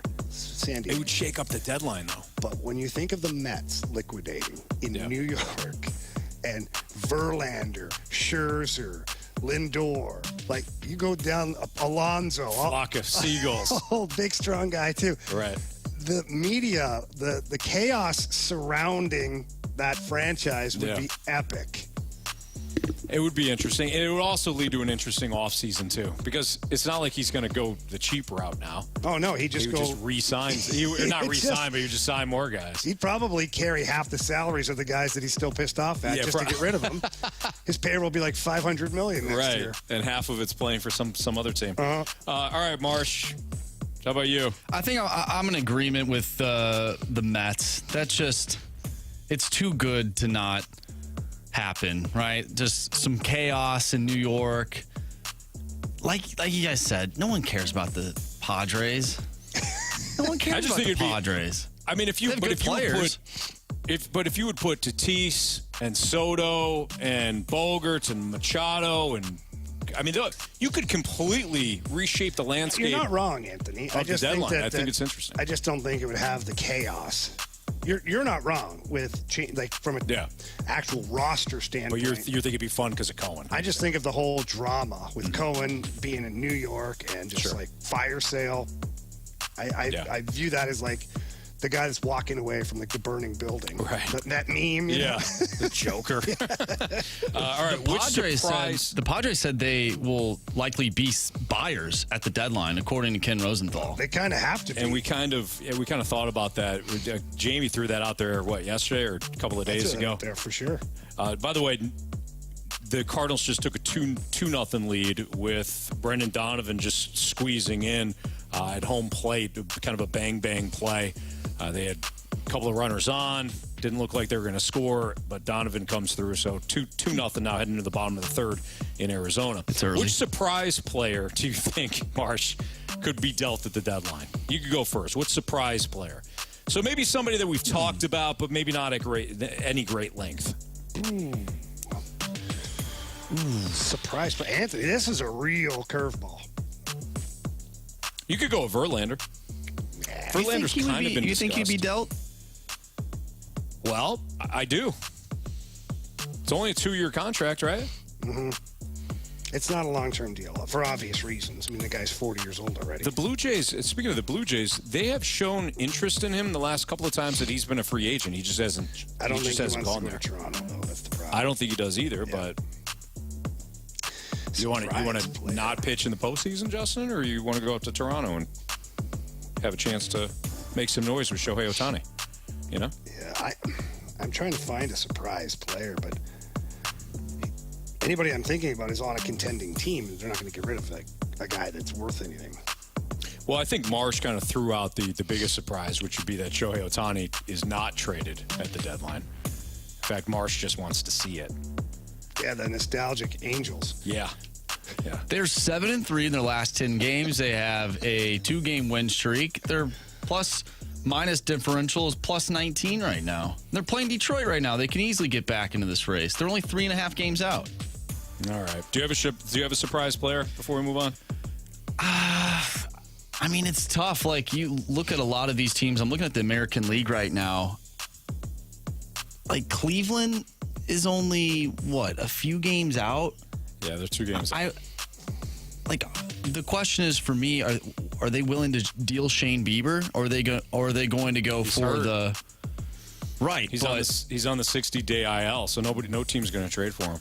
So you just keep him. Yeah. So no. I don't really have one. Yeah. All right, real quick. A week from yesterday, because the deadline's a week from yesterday. Yeah. Week from yesterday, which team do you think will be saying won the deadline? We can be quick on this. So which team do you think wins the deadline? Cardinals. Okay, from a selling standpoint? No, all I'm right. just joking. I mean, you could. No, I know. I think. Oh man, I really think the Rangers are going to go for it. I think they're going to add even more. I think they're going to get greedy. I think that's a really good. I go with the Rangers. Okay, Marsh. Well, you would think it'd either be between the Cardinals or the White Sox. They have the most, I believe, to sell. Since Jamie went from a buyer standpoint, I'll go from a seller standpoint. I mean, I don't have a ton of faith in the Cardinals, but I think at the end of the day, I think maybe the Cardinals end up being one of those teams where, like, okay, for where they're at right now, they ended up doing really well at the deadline. All right. I'm going to go Toronto. I'm just going to stick with that theme. I think Toronto could make some big-time moves. You're 6.5 games out, but you're loaded with talent. You know you need to do something. They're not afraid to do it either. You know, Boston is 8 games out. The Yankees are 9 games out. You're looking at the Orioles and the Rays. So, you know, can you chase down that one of those teams for a wild card standpoint if you don't wind up back in the division race? It's Fastlane on 101 at ESPN. I was thinking about this with Jordan Hicks. Why not trade him and then re-sign him? But there's a little bit of maybe a moral issue there. That's next on 101 ESPN.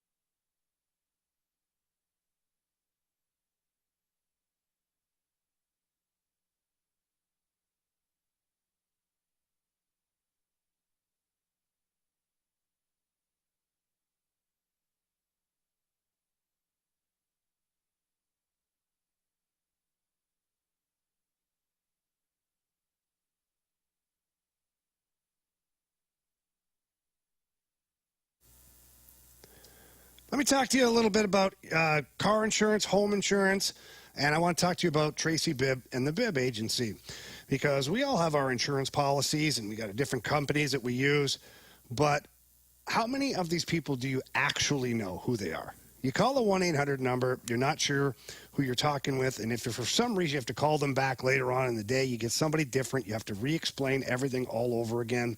And maybe it's time to reevaluate all of your insurance needs right now. The market has been crazy in the insurance world. Are you getting phone calls or notification from your insurance provider? I don't know. I'm not sure, but I know I am. Tracy Bibb and the Bibb Agency reached out to me even today and said, look, it's been a while since we looked at your policies. We think it's time to revisit and make sure that you've got the right coverage and that you're getting the right rate, because things are changing so quickly in the insurance world. That's what having an agent that cares about you does for you. And she's going to get out there. She's going to get you the best coverage, and she's going to work at getting you the best possible price. So for me, there's no other choice but Tracy Bibb and the Bibb Agency. It should be the same thing for you as well. So please give her a call to get a free non-committal quote or have her revise all of your insurance policies right now. And that number is 314-328-4260. That's 314-328-4260. So no fib, you're in good hands with Tracy Bibb.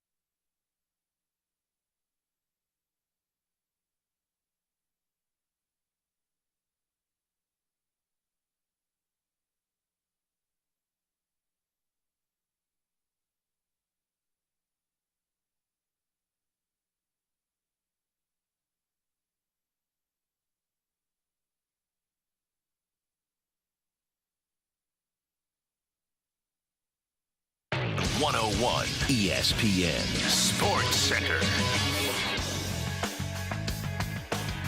I'm Andrew Marsh. It's time for a Sports Center update brought to you by Saliga Heating and Cooling. The Cards lose last night to the Arizona Diamondbacks by a final score of 3-1. Steven Matz went 6 innings, gave up 5 hits, no runs, walked 1, and had 6 strikeouts. Today is an early game as Jack Flaherty is on the mound for the Cards going up against Zach Gallen. It is currently a 2-2 game in the bottom of the 3rd inning. We'll continue to give you updates throughout the remainder of the show, but we're going to get into Jordan Hicks and talk about his future with the Redbirds. I'm Andrew Marsh, and the Sports Center update is brought to you by Saliga Heating and Cooling, independent American Stater heating and air conditioning dealer.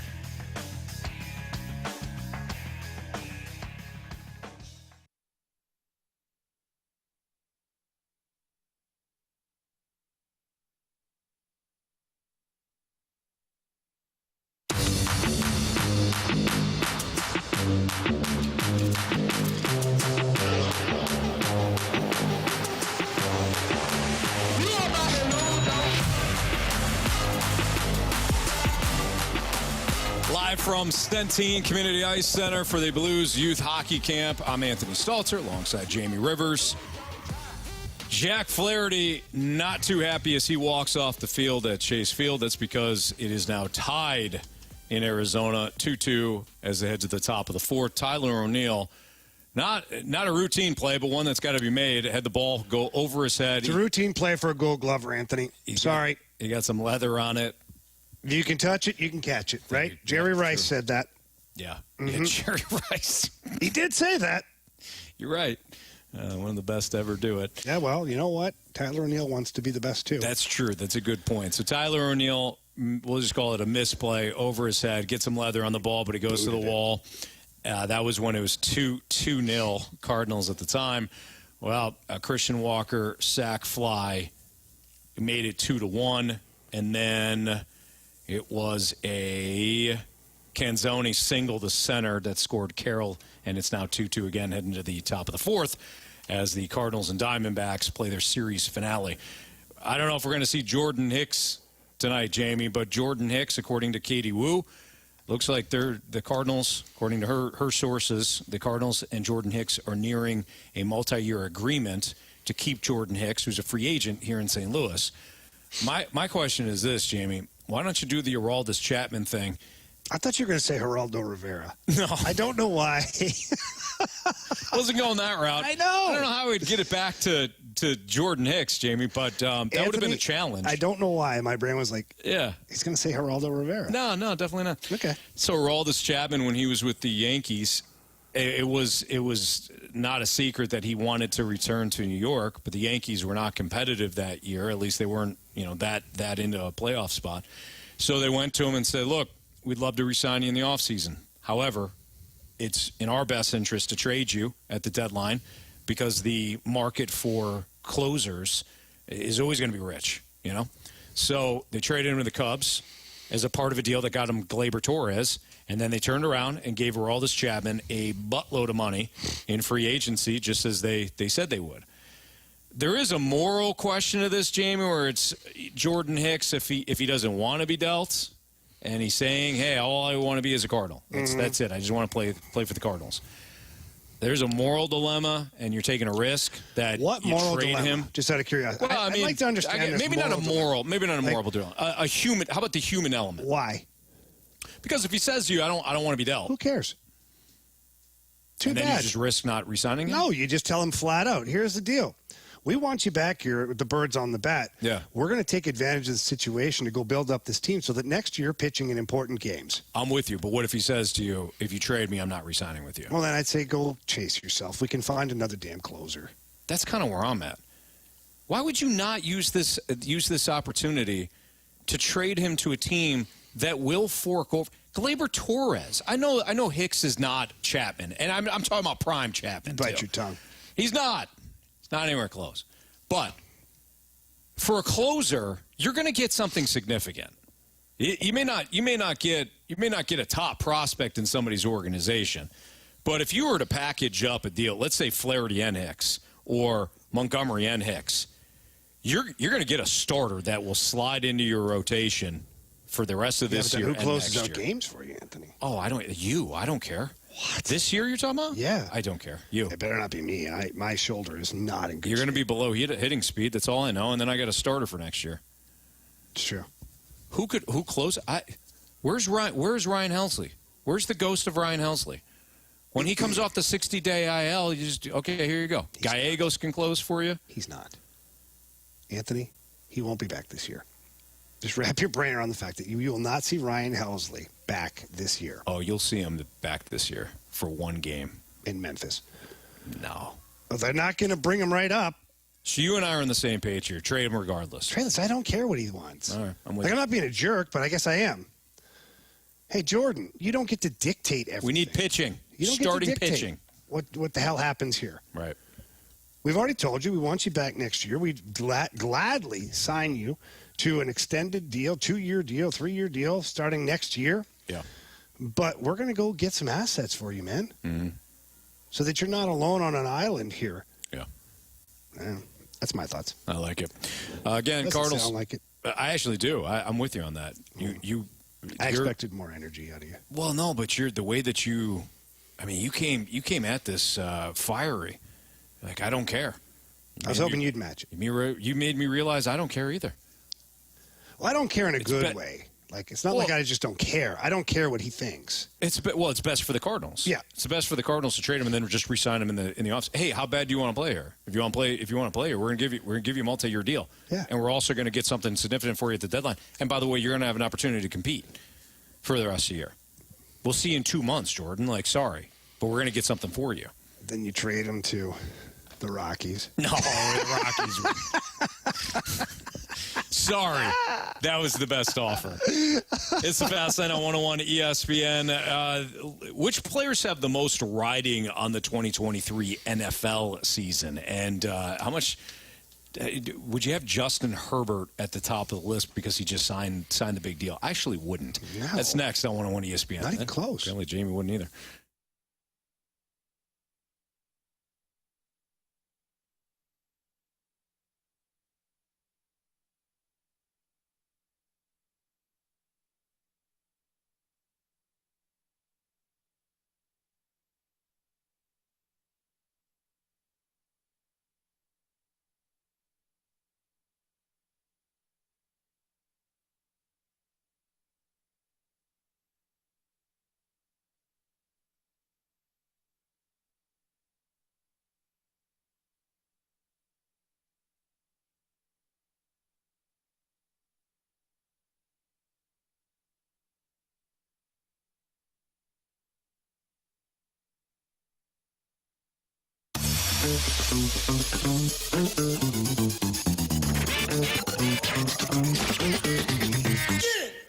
If you're in the market right now for a brand new vehicle or a pre-owned vehicle, there's absolutely nowhere else to go except for Londoff Chevrolet. The Londoff family's been in business for over 80 years. And with Londoff Chevrolet, buying a car is way more than just a price tag for them.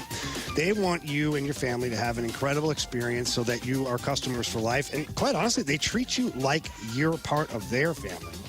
And if you're out west, they got the Londoff Autoplex. That's a brand new one located in St. Peter's, right off of Highway 70. Super easy to find. Great inventory there, and state-of-the-art service center as well. And, of course, they always have the original Londoff out there in Florissant, Missouri.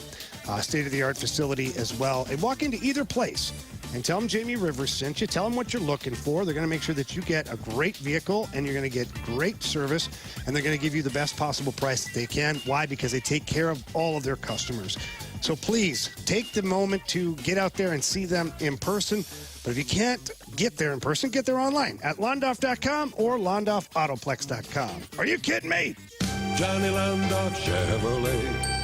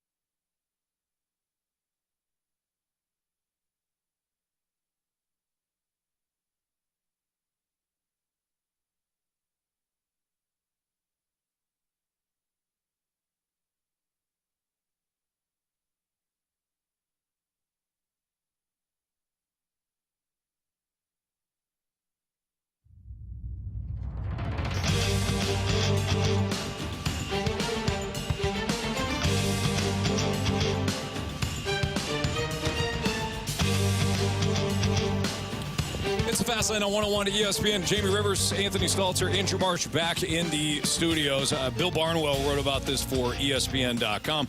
I'll be honest, I don't have ESPN Plus as far as the subscription, so I don't know who he chose. But I thought it was an interesting topic nonetheless. Who is the most riding on this season, this NFL season, from a player standpoint? Jamie, I had thrown out to you, is it Justin Herbert now that he got paid? I don't think so at all because, He just got paid. And I don't think he's quite in the category of Josh Allen yet, where... Does it have to be a quarterback? It doesn't have to be a quarterback. Because I feel like it's what you're isolating right now. No, I just started with 2 quarterbacks. We just started the segment, Jamie. I'm just trying to figure out your game. Okay, who for you has the most riding on it this season? Honestly? Yeah. Top of my head? Yeah. Saquon Barkley. Really? Okay. He does. He's on a 1-year deal? He's on a 1-year deal, and I can't figure out if he got screwed or not in the deal. And if he goes out there and has a bad year, what now? Right. Yeah. I mean, it's just... Someone's going to want him. I think the injuries would be the bigger thing. Yeah. Than the production, than the lack of production. All right. And you say you hate it, so screw you. Well, how about we break this down into certain segments here? How about this? Let's start off with the quarterback, okay? Lamar Jackson. Lamar. See, I was thinking Josh Allen. Josh Allen I think they're both kind of in the same boat. Josh Allen hasn't been able to get his team to where he needs to get him to. Yeah. And neither has Lamar, though, really. No, he hasn't. Now Lamar right. sat out, or he didn't sit out, but he was waiting, negotiating, the whole drama that surrounded that.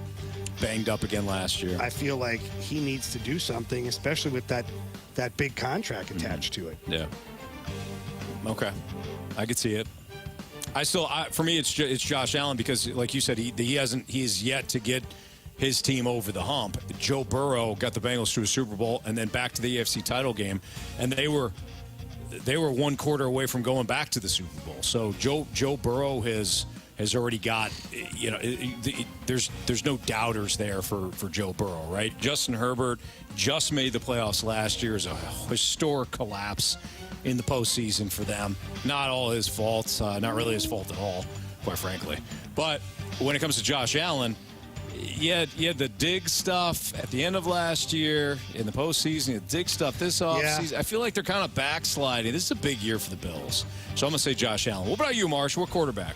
I think it's got to be Russell Wilson for me. You look at how the season ended up going for the Denver Broncos last year. They bring in Sean Payton. I think this is a huge year. Can Russell Wilson get along with Sean Payton on the field and make this thing work? Because, I mean, Russell Wilson, before last year, in my head, I always thought Russell Wilson was one of the better quarterbacks in the league that somewhat got overlooked, never won an MVP, but had MVP-type years, has a Super Bowl, could have had another Super Bowl. So Russell Wilson, to me, his stock has just been going down, down, down, and now he just looks like a goofball now. He's a goofball. He is. He's a total goof. Well, yeah. All right, how about head coach? If we were to say the most on the line from a head coach standpoint. Marsh, you got one? Oh, boy. You can go in a couple of different ways here. What about Bill Belichick? Belichick, if you believe the reports from Tom Curran of the Boston, I think he's with the Boston Globe, Bill Belichick's job is on the line. I don't know. That's one of those things where I'll believe it when I see it type thing. But, Marsh, I mean, that certainly would be a headliner. I think the other obvious ones would be the ones that could be fired. Ron Rivera in Washington. Definitely Todd Bowles in Tampa, although I just think he's dead man walking. I mean, what are you going to do? That roster isn't good enough. It's aging. It's overpriced. And you don't have a quarterback. So I think Bowles is going to be looking for a new gig regardless. I got one for you guys based on expectations. And I don't know if he's going to be fired, but I think there's a lot on him. What about Robert Saleh for the Jets? I was thinking about that too, but I just don't know. I just don't know. Are the expectations really that high now just because you got Aaron Rodgers? I feel like the Jets are everybody's kind of off-season. I know they are, and from the moment Rodgers was traded there, I still didn't believe it. Yeah. I still don't believe the hype. Can I sell you on a Brandon Staley then? That one's easy. That's where I thought you were going with it. Yeah. That he's sitting there. He's got the most to prove. Right. What about Josh McDaniels? That's a good one as well. Yeah, the Raiders. Yep, that's a good one. Yeah. Look, if he doesn't prove that he can be a steady head coach with the Raiders, he's not getting another gig. No. He was lucky to get the Raiders gig, not because he doesn't know what he's doing. I think he does, but you got to prove it at some point. the Broncos thing wasn't good. He goes back to he goes to the Rams. That was a debacle. Then back to the Patriots, or maybe it was Broncos, Rams, and then back to the Patriots. Then he thought he was going to get the job. He gets the job in Indianapolis. Decides to back out after they already hired a defensive coordinator. Genius move, though. It probably was. He probably knew what was going on with Andrew Luck too. He won another Super Bowl. Goes back to New England, but he got another gig with the Raiders. I don't think he's getting a third. So, all right, we got the Gauntlet. We got a repeat Gauntlet contestant. Is it me today? He will take on Jamie Rivers since we're at Centene. So we will have a repeat Gauntlet contestant next against Jamie here on 101 ESPN.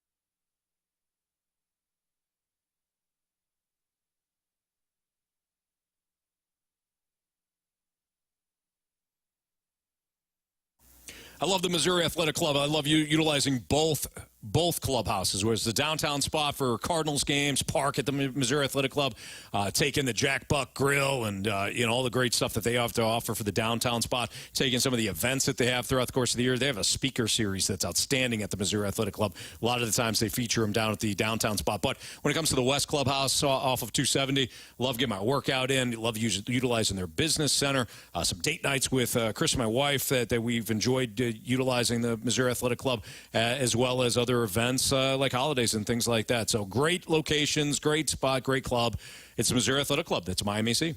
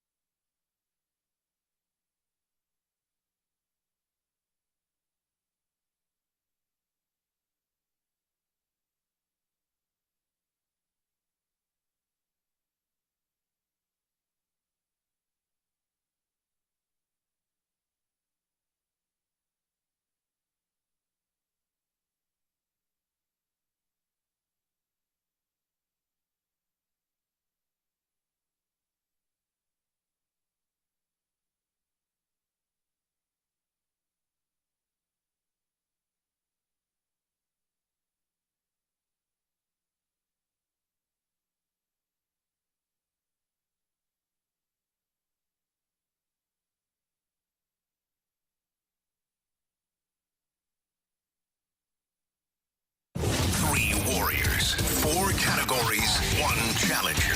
Can you master the Gauntlet?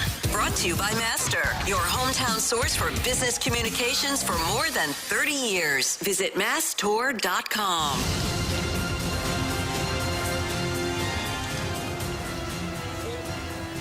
Got to turn on my mic. 401, your time check is brought to you by Collection Jewelers, an officially licensed Rolex jeweler, with Jamie Rivers and Andrew Marsh, who's back in our studios. I'm Anthony Stalter. And Matt, who beat me yesterday in hockey, will join us again today as he takes on Jamie. What's up, Matt? Matt, you there? Yeah, you hear me? Yeah, now we do. What's up, Matt? How are you? Not much. Good. How are you? We're good. So, you know what's at stake here. You're going to take on Jamie today since we're both at Centene. A little tricky with Andrew Marsh back in the studio. So, Jamie, I'm going to send you the makeshift cone of silence here. All right, good luck, Centene. Matt. Yep, you too. All right, Matt. Yesterday you said hopefully not hockey, but you won with hockey yesterday. I don't think that'll be the case today, but we'll see. All right, so go ahead and tell Marsh to spin the wheel. Let's see what you get. All right, spin that wheel. And Marsh, you're going to have to tell me what. You're going to tell everybody what it is. Because obviously I can't see it. All right, it is. Ooh, it is hockey again. Oh, Wonderful. Matt. Well, hey, you're 1-0 in hockey. All right, we'll see how it goes. All right, let me pull up the questions here. Marsh, why don't you read the first one while I get up the questions? Yep, that's what we did yesterday. All right, perfect. Go ahead. All right, you ready to go, Matt? Hockey round number 2. Question number 1. Patrice Bergeron, who recently retired, set the record for most Selke trophies in a career. How many times did Bergeron win the Selke? I heard you guys talking about this yesterday. It was a lot. I'm going to go with 6. Final answer? Final answer. All right, Matt. Question number 2. Which team finished with the fewest wins in the NHL last season?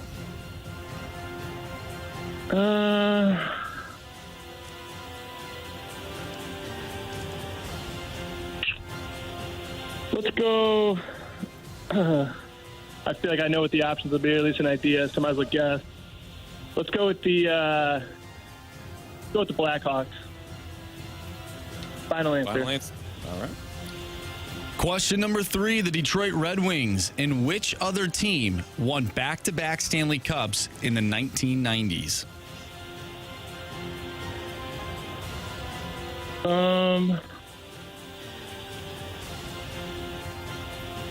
Had to be earlier. I know he's going to know this one. Let's go with the Canadians. Final answer? Final answer. And question number 4, Matt. An interim head coach has led his team to a Stanley Cup championship twice in NHL history. Of course, Craig Berube did it in 2019, and Larry Robinson did it with which team in the early 2000s?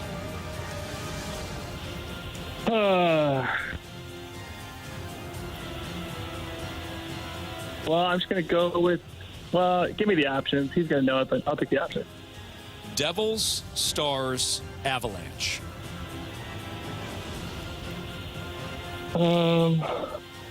Like Stars is Ken Hitchcock. Let's go with Devils. Final answer. Devils, final answer. Okay, we'll bring back Jamie here. He's not looking anymore. He just was. Now he's not. Come on. There we go. All right, Matt, how you feeling? We'll see how it goes. Okay. Well, you won yesterday, so Jamie is making his way back in to the Centene Studios here, the E&B Granite Studios. All right. How we doing here? Jamie? Yeah. Back at lunch. All right, awesome. Jamie, your category today is hockey. Oh, what? Yeah, hockey. Spun hockey for old Matt there. Go ahead, Marsh. Question number 1. Patrice Bergeron, who recently retired, set the record for most Selke trophies in a career. How many times did Bergeron win the Selke? Oh, wow. You think I'd know this right away based on him retiring? And, I think he won it like 4 in a row and 5 total. Maybe more. Give me the options. Options are 4, 5, or 6. There we go. Yeah, there it is. I think it's 5. Yeah, they get 4 in a row. Is it 6, Anthony? Can't tell you, Jamie. I could tell you. They're talking about renaming an award for the guy, so. I could tell you it's either 4, 5, or 6. Yeah. I'll shoot for the stars on this. 6, final answer. Question number 2, Jamie. Which team finished with the fewest wins in the NHL last season?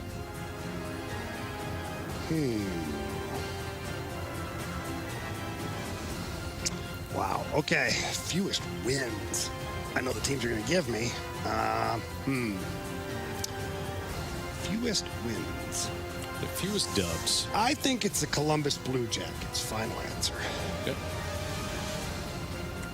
Question number 3. The Detroit Red Wings and which other team won back-to-back Stanley Cups in the 1990s?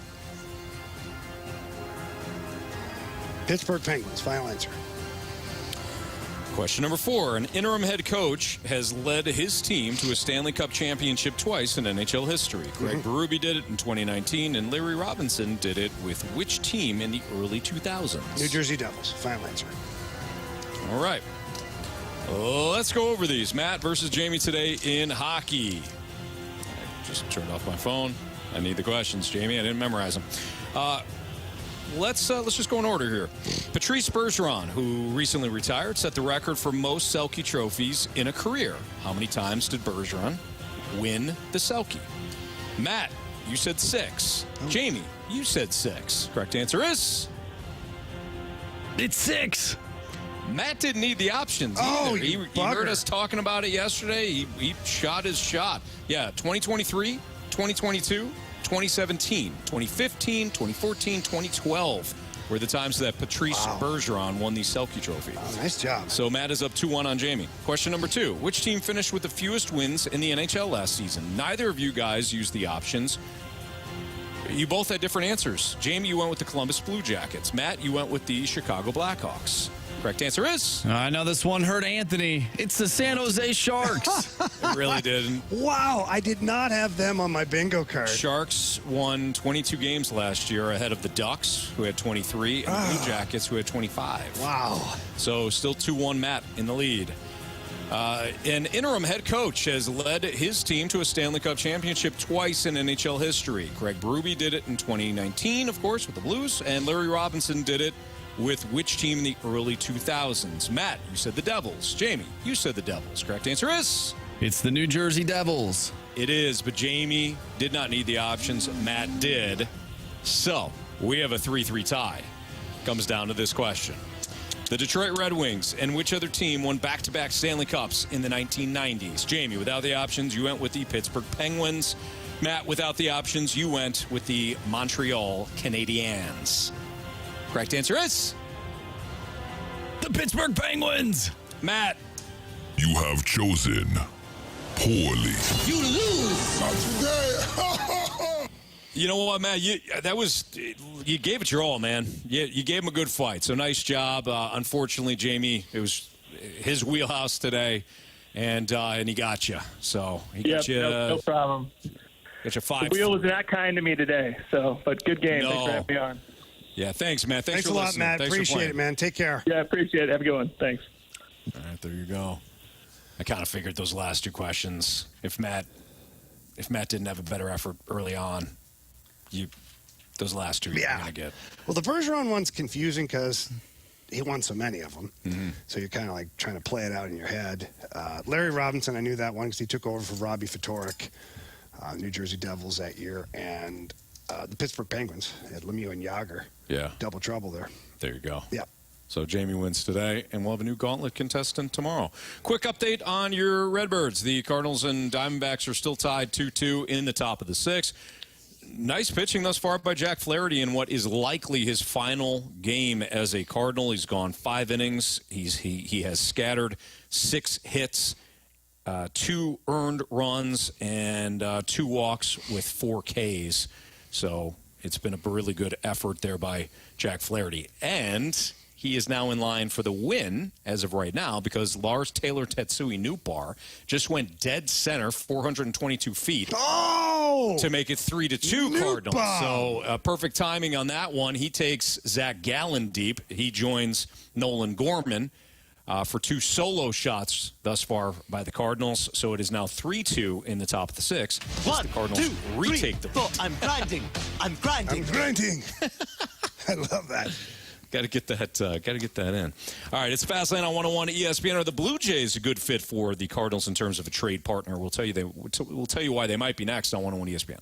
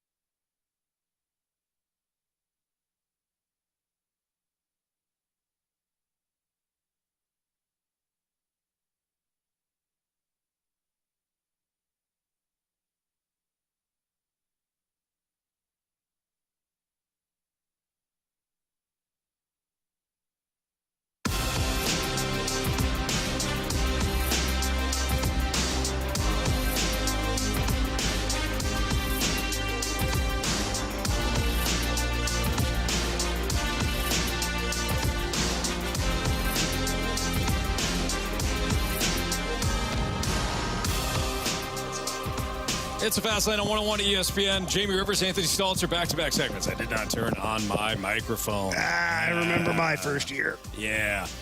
Yeah, in the past. He was more like 6 months. True. In the full year. Jamie, in the past, no, it wouldn't matter. I wouldn't have to say anything. You wouldn't know.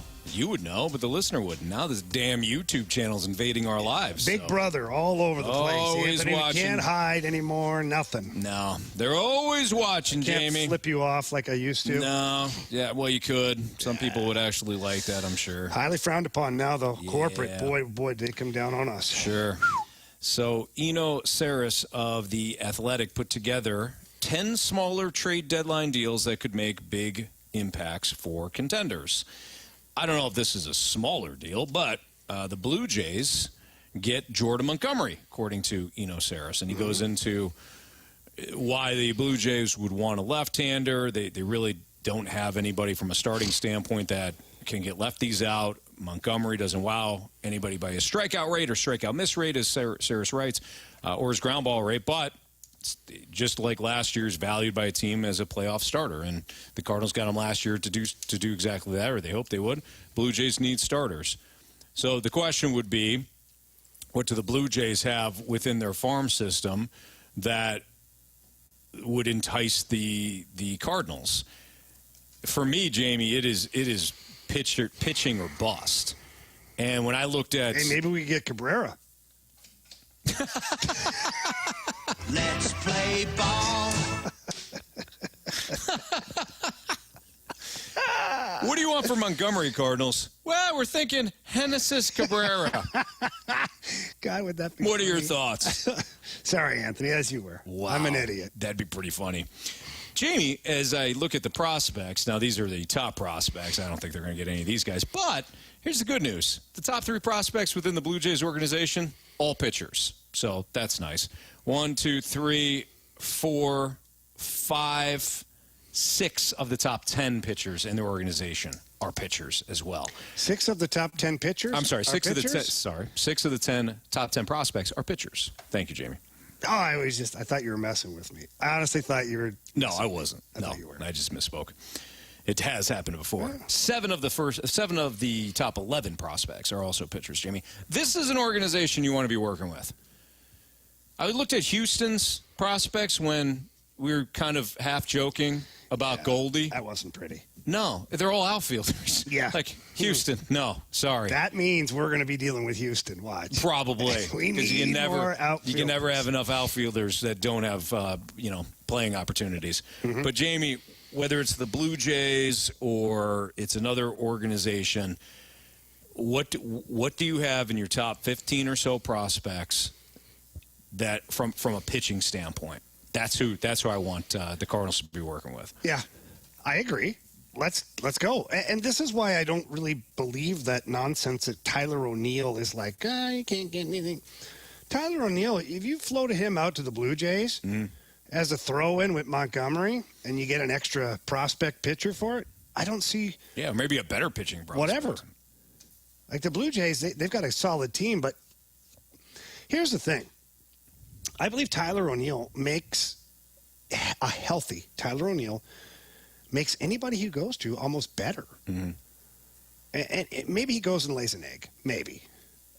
But if he's healthy and he's able to do what he's supposed to do, he makes you better. Yeah. Or if nothing else, he's a hell of a fourth outfielder. Yeah, and I think a contending team. Right, and I think you feel this way too. Tyler O'Neill's a starter. He's a starter on most teams. He is. He's a starter just because we're angry at him because of his injury past. But that is the issue. It is. It totally is. And I agree. Mm-hmm. I'm not sitting here, floating the Tyler O'Neill flag like he's the best player ever. But when he's healthy and he's playing the way he can, he helps. Yes. How much do you want to wait on that? I don't. I want him gone. I'm with you. That's why I said I want him gone, Anthony. That's why when I see people, I just like because he's Canadian. I literally said I just want him gone. I'm with you on this. We let off the show on Monday in a similar fashion. I'm like, I'm tired of this version of the team. Oh, what if he goes on and he hits for somebody? I don't care. He's not. He can't stay healthy for this team. Well, it's still a thing, though, Anthony, because I don't care. BK and Ferrario had Jim Bowden on. Bobby's brother today. Former manager. It's Bobby Bowden, God rest his soul. Yeah. And then Jim Bowden of the Athletic. Cousin. Anyways, he was talking about how there's absolutely no doubt that John Mozeliak still has the tight cheeks because of all the missteps with his trades. Now, Jim Bowden doesn't have Mo's house bugged. However, he must be speaking from a little bit of like knowledge of the situation, or at least he's sitting there going, I'd have the tight cheeks. Yeah. For me, I wouldn't. I'd just be like, no, I don't care. Cardinal Nation, I don't care. In the sense that, not that I don't care about this team, I don't care anymore that if Tyler O'Neill goes and rakes for the Blue Jays, big deal. We got 2 pitchers in this, or we got a really solid pitcher, like a number 2 pitcher. Yeah. I wouldn't even, at this point, I wouldn't even care if he got snarky with it, you know? Like he's talking to the assembled media. Are you afraid that Tyler O'Neill's going to start hitting for Toronto? No, not really. Wait an hour, and then maybe he'll get hurt. Oh, wow. Were you the media there, or were you Mo? I was Mo. Okay. You started out as Mo, and then you totally changed character. No, my version of Mo would be wait an hour and see if he gets hurt, and then come talk to me. Yeah. I don't see Mo saying something like that. He's more professional than I am, and definitely more measured in his thought process and decision making. Well, that's for sure. Yeah. My fingers hurt. Well, now your back's going to hurt because you just pulled landscaping duty. By the way, Emmanuel Rivera just tied it for the Diamondbacks, so it is now 3-3 as the Cardinals and Diamondbacks are in the bottom of the 6th inning. Jack Flaherty just left the game. Probably his last start for the Cardinals. He goes 5 innings, 8 hits allowed, 3 runs, all earned, 2 walks, and 4 Ks for Jack Flaherty. So solid outing by him. Kept this team in the game. And Andre Palante is now coming in for the Cardinals. Oh, yeah, he is. The much-maligned Cardinals bullpen taking over. Of course, the Cardinals bullpen, if you joined us earlier in the show, Derek Gould had an interesting tweet about the blown saves for the Cardinals this year. And if you look at the blown saves, which is 24, it equals the amount of saves that the Cardinals do have, which is also 24. So if the Cardinals didn't blow, I don't know, even half as many games as they did this year, they certainly would be in a better spot. But I threw it out to you, Jamie. If they didn't, how much really changes, though? Obviously, it changes the season. It changes. Didn't have that many blown saves? Anthony, let me rephrase. Let me start from the beginning. All right, as you were. It changes, of course, the direction of the season. How much does it change for the front office and how they approach future off seasons? If we're all tired of the way that the Cardinals are operating from an off season standpoint, if they cut the blown saves in half, let's say, and they're in second or they're tied with the Brewers or even they're in first place, are you better than the Braves? No. Could you still lose in a short series like you did a year ago to the Phillies? Yes. Okay. I thought you were going to do that with me there. Yes. And then what? And then what happens, Jamie? You go into the off season. Oh, we're right there. Oh, you're right there. You know, you just unlucky bounce here and there. So the whole blown saves thing, I think, I hope it's not a misleading thing for the Cardinals organization. I hope the front office is not like, well, you know, if we just fix the bullpen. Oh, they are. I know this. By trading Genesis Cabrera? No. I'm telling you right now that the front office is zeroed in on the pitching staff. Sure. And when I was talking with Mo about this, it was weird because he let me wear one of his coat sweaters, too, while we were talking. Did he know you were there? I'll take that as a no. Continue. I mean, it was in the corner of his bedroom. It was dark. Okay.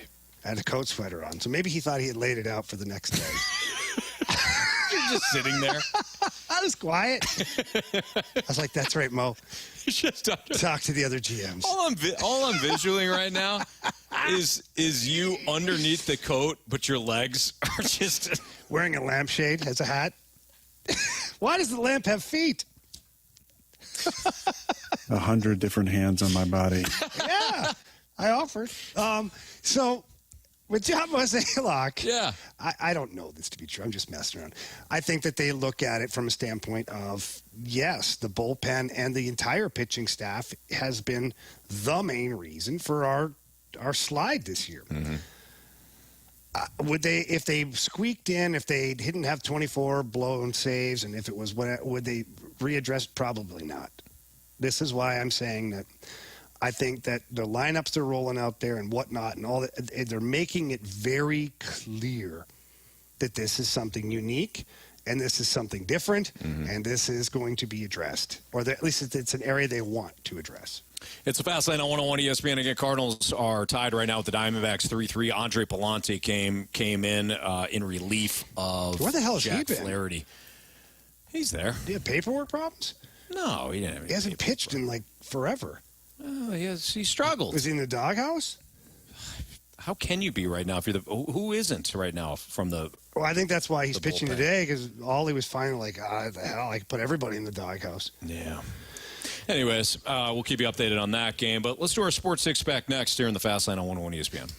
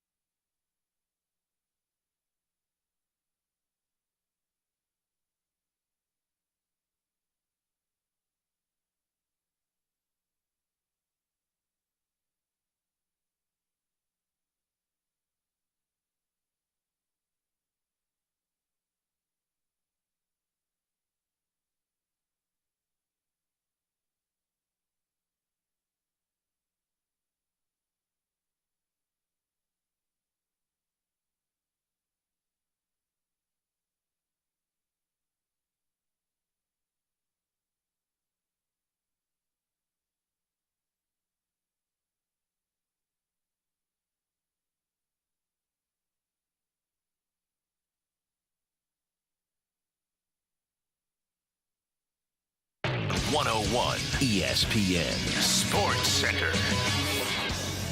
I'm Andrew Marsh. It's time for a Sports Center update brought to you by Johnny Londoff Chevrolet and Johnny Londoff Autoplex.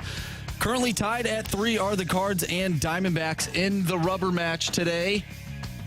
We are in the bottom of the 6th inning as the Diamondbacks looking to make it a 4-3 game. The Cards lost yesterday by a final score of 3-1 to the Diamondbacks. Steven Matz, who pitched yesterday, he went 6 innings, gave up 5 hits, 1 walk, struck out 6, and gave up 0 earned runs.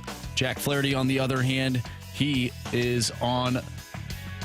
gave up 3 runs, and Andre Palante is in relief for Jack Flaherty. Could be his last start as a St. Louis Cardinal. We have our Sports Six-Pack coming up next. Text us to the Air Comfort Service text line, 314-399-9646. If you have a question, send it our way. I'm Andrew Marsh, and the Sports Center update is driven by Johnny Londoff. Find new roads and shop 24/7 at londoff.com and londoffautoplex.com. Are you kidding me?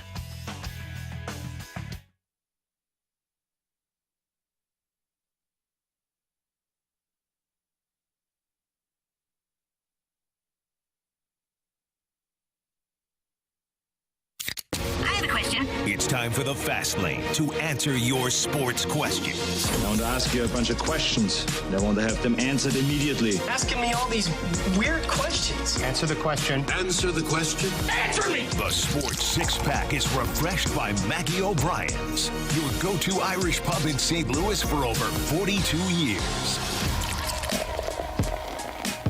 Time for the Sports Six-Pack here in the Fast Lane on 101 ESPN with Jamie Rivers. I'm Anthony Stalter, live from Centene today for the Blues Youth Hockey Camp. And Marsh, our guy, is back in the studios, and he's got your questions for the Sports Six-Pack via the Air Comfort Service text line. What do you got, Marsh? Question number 1. From the 314, how many games does Paul Goldschmidt and Nolan Arenado need off? Could they possibly be being saved for a push after the deadline with a restructured roster? No.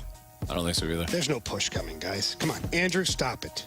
Stop it. Jamie, you had mentioned this, I don't know, it was yesterday or the day before, and I think you're absolutely right. I think that with the way that both of those guys played in September and how they kind of wore down toward the end, I think that this was a push by the organization to say, we're going to schedule days off for Nolan Arenado and Paul Goldschmidt.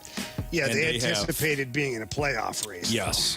And they have just stuck with that schedule. That's the only thing I think is going on here. They've got scheduled days off. It's earmarked. They've probably told those guys, hey, you're going to be off, the last game in Arizona or whatever. And they've stuck with it. That's my read on that. But no, I don't think that they're saving them for any sort of push. Yeah, no. Push for what? 3rd place? Yeah, big push coming. Question number 2. From the 314, since it's coming out that aliens are real, how would you go about surviving an alien invasion?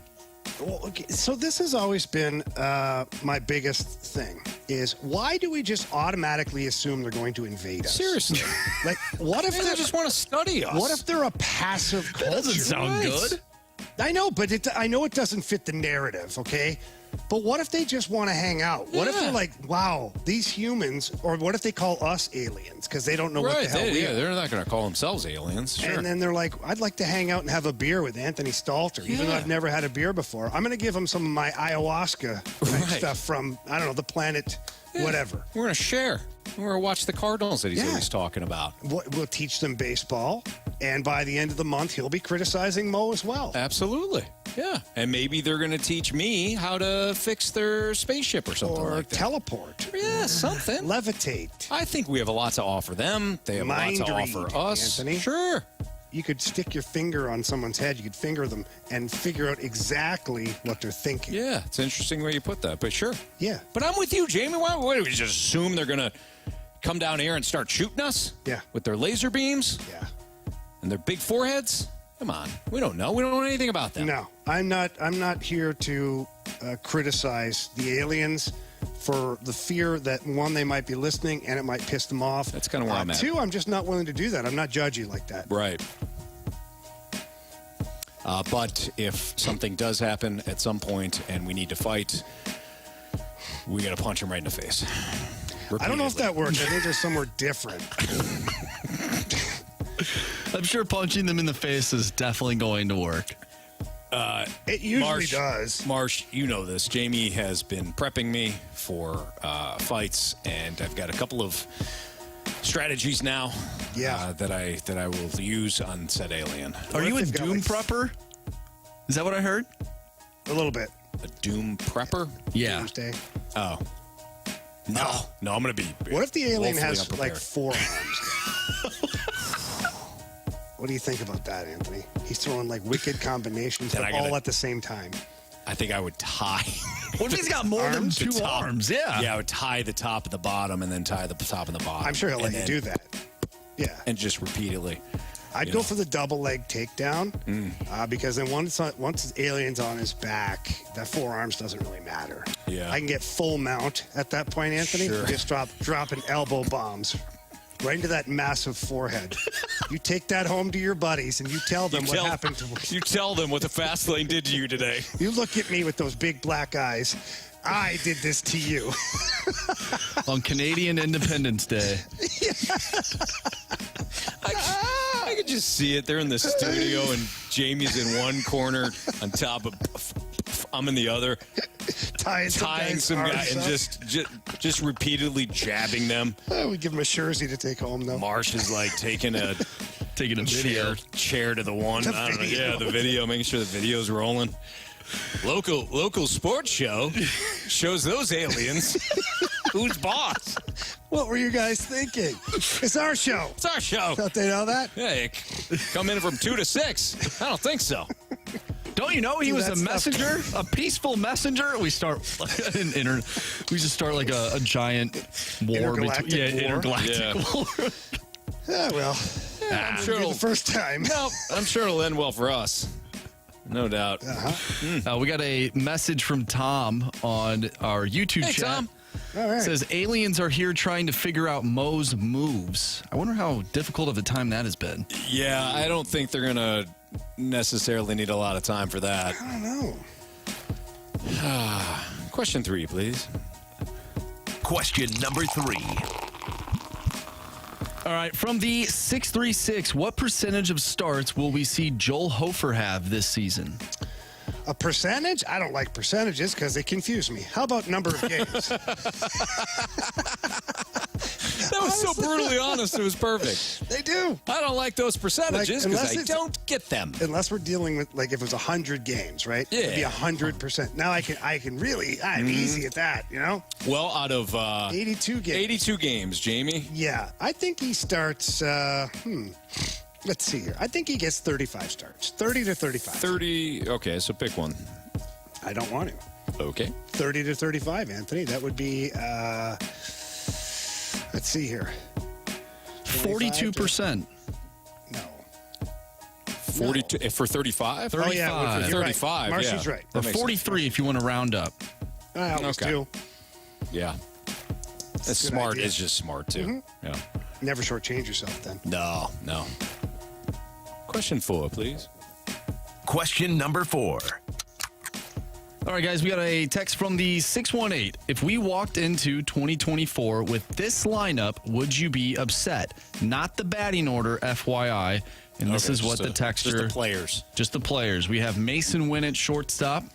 Nolan Gorman at second base. Yep. Jordan Walker is your DH. Okay.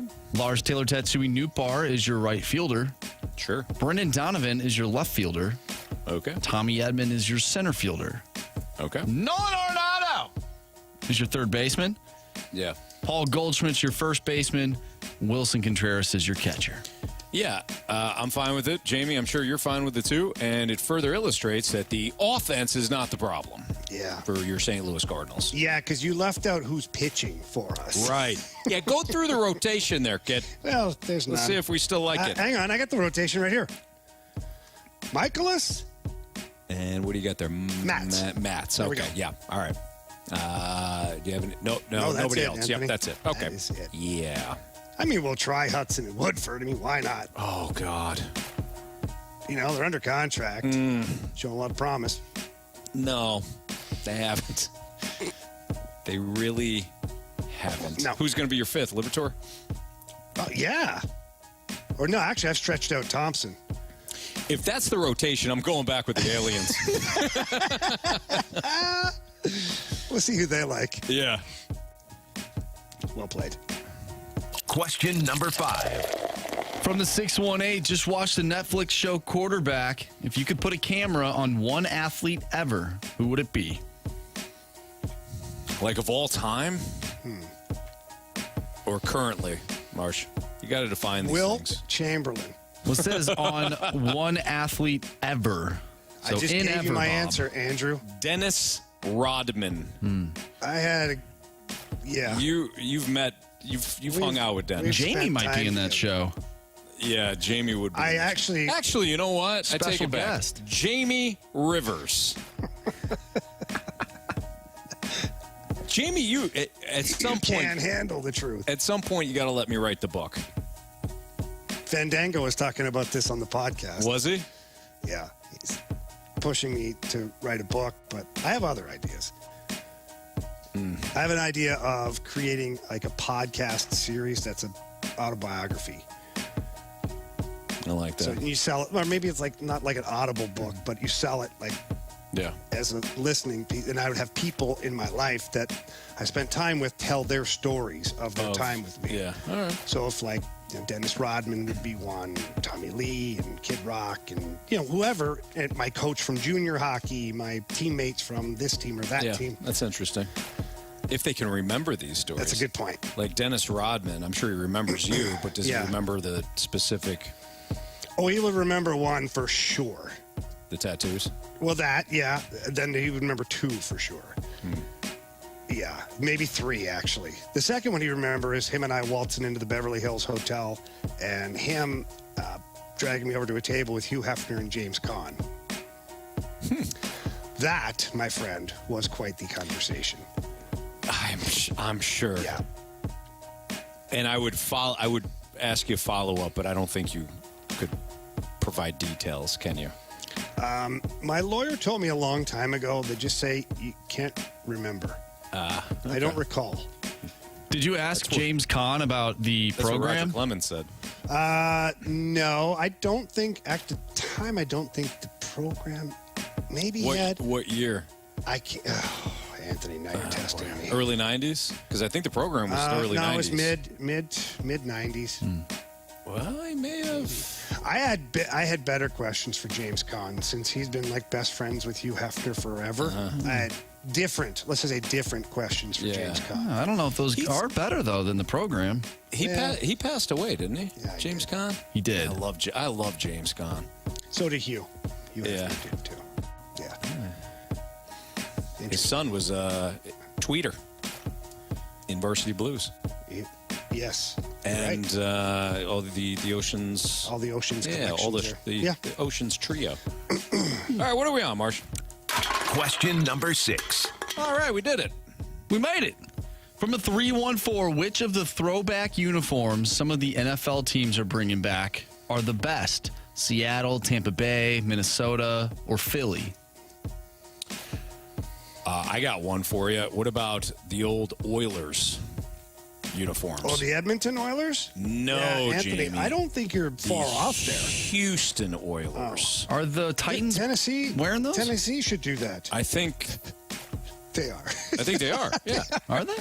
Yeah, they are. Yeah. Like the Earl Campbell Houston, the Warren Moon Houston Oilers. Yeah, Warren Moon, I love my boy. those.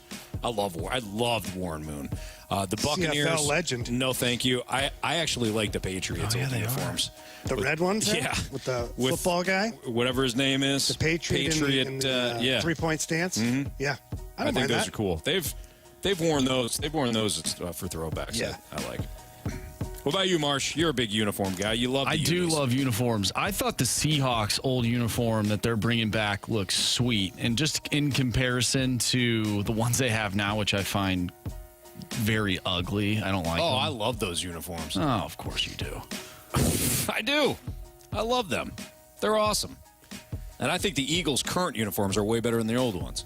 The throwback, though, for the Seahawks is pretty sweet. Just I like the color scheme. And the Vikings, though, I mean, come on. Reminds me of Randy Moss. Yeah, I mean, they're kind of similar. Like the Jets, like our throwback uniform, they're kind of like the same. It's really not. Yeah, it's not. All right, it's the Fast Lane on 101 ESPN. By the way, your St. Louis Cardinals just took a lead, Jamie. Yeah, they did. They're up 4-3 now. Andrew Kisner, I don't know, did something. Drove in a run. We were talking, but we stole home. Did he steal home? He didn't steal home. 4-3. 4-3 right now. Cardinals lead the Diamondbacks in a back-and-forth affair at Chase Field. And you know what? Things just got a little better for your Cardinals. Yay! Paul Goldschmidt just touched seats, 2-run home run, 18th of the season, 55th RBI of the year, 417 feet. And you know what? That thing was a no-doubter. Not from a travel standpoint, just like off the bat. Well, he had the right launch angle. He certainly did, Jamie. That's what matters, you know. Chip Carey, we can't hear him on the Bally Sports Midwest broadcast, but I'll just give you my version of Chip Carey calling that Goldschmidt home run. Here's the pitch. It's gone. That's it. See, Chip's got a really... Here comes the pitch. It's gone. Yeah. He would do better than that, Anthony. Okay. I don't know why you had to put me down. I really didn't. I was kind of complimenting him.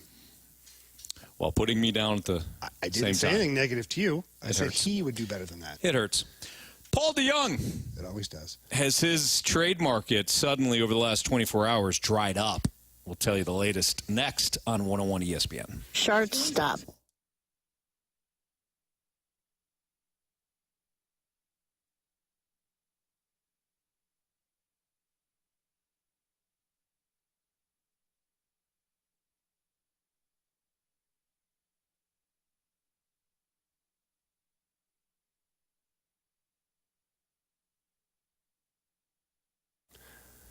Anthony, our guy, Ron, the Wizard of Comfort, man, he is taking care of St. Louis. And what I mean by that is, yes, of course, you can get a brand new HVAC unit. They do a fantastic job of putting the whole unit in, taking the old one out. They got the portable air conditioners if you're without service for a while. That's great. Yeah. But how about we don't wait for that? How about you jump in right now with the $69 Magic Tune? And Ron, the Wizard of Comfort, he's offering the Magic Tune, which is a 29-point cooling system check to ensure that your cooling system doesn't break down when it gets really hot. And my gosh, it's been hot outside. Yeah, big time. Today, over a hundo, I think, in St. Louis. And if you're somebody that has waited, you pushed it off, and I'm sure the AC unit's fine. It's not fine. You knew it wasn't fine last summer. Call Ron, the Wizard of Comfort, at Swiss Air. He does a great job. He really does. He hooked us up with a complete unit. Jamie, I know you had a service call. And right now, if you have a service call with Swiss Air, $35. $35 off any service call. It's normally $95. $35 off any service call right now. So if you turn on the AC unit and you're like, oh boy, nope, something's wrong, call Ron, the Wizard of Comfort at Swiss Air. $35 off right now, any service call. Jamie. Yeah, tell Ron that Anthony and Jamie sent you, and that number is 636-978-7800. 636-978-7800, or visit SwissAirSTL.com.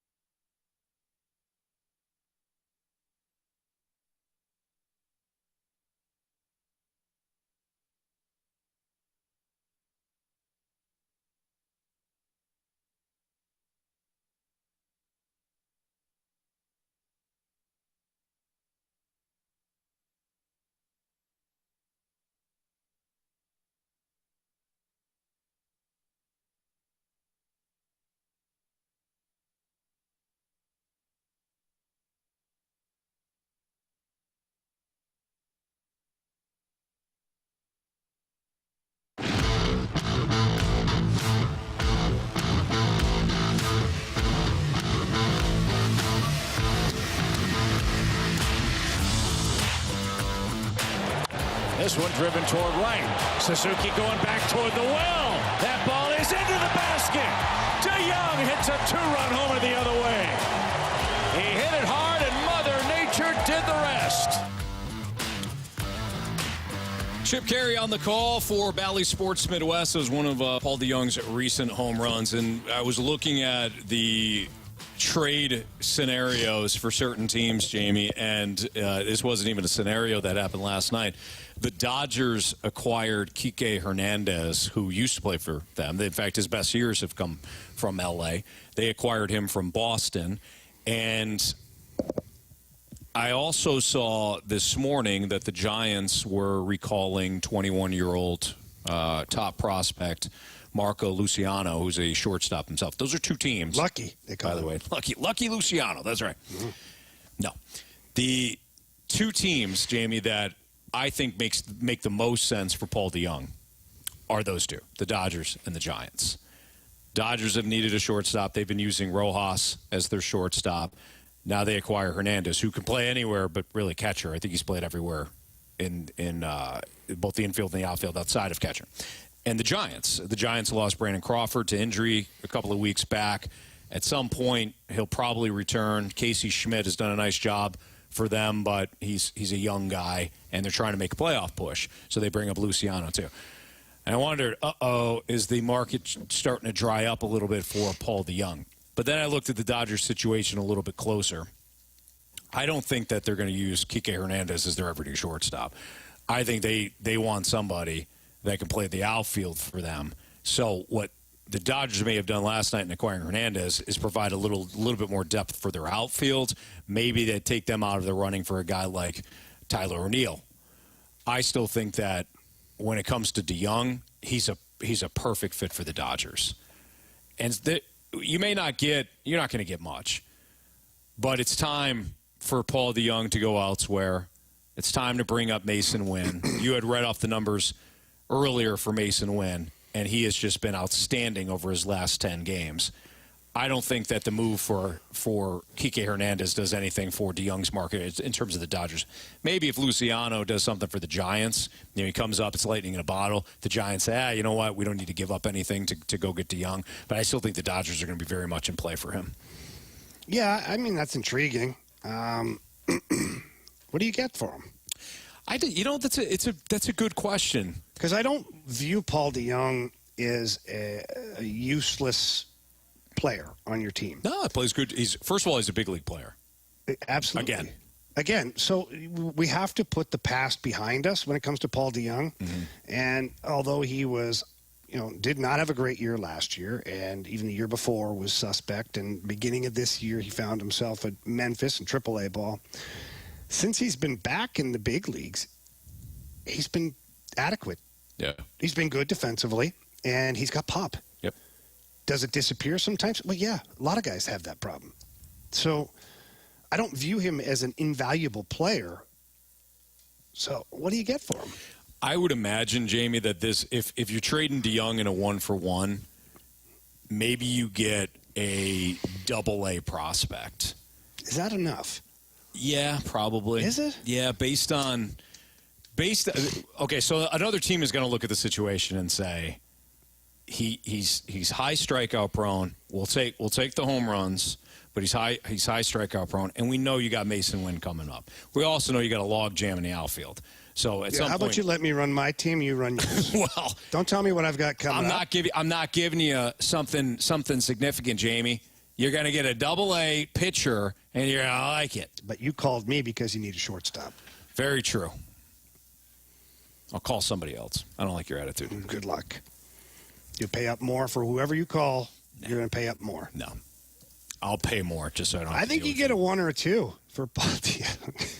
Stop it. So looking at the other teams here, the Orioles don't need a shortstop. And let's just look at the contenders, right? The Blue Jays don't need one. The Rays don't need one. The Twins don't need one. They got Correa.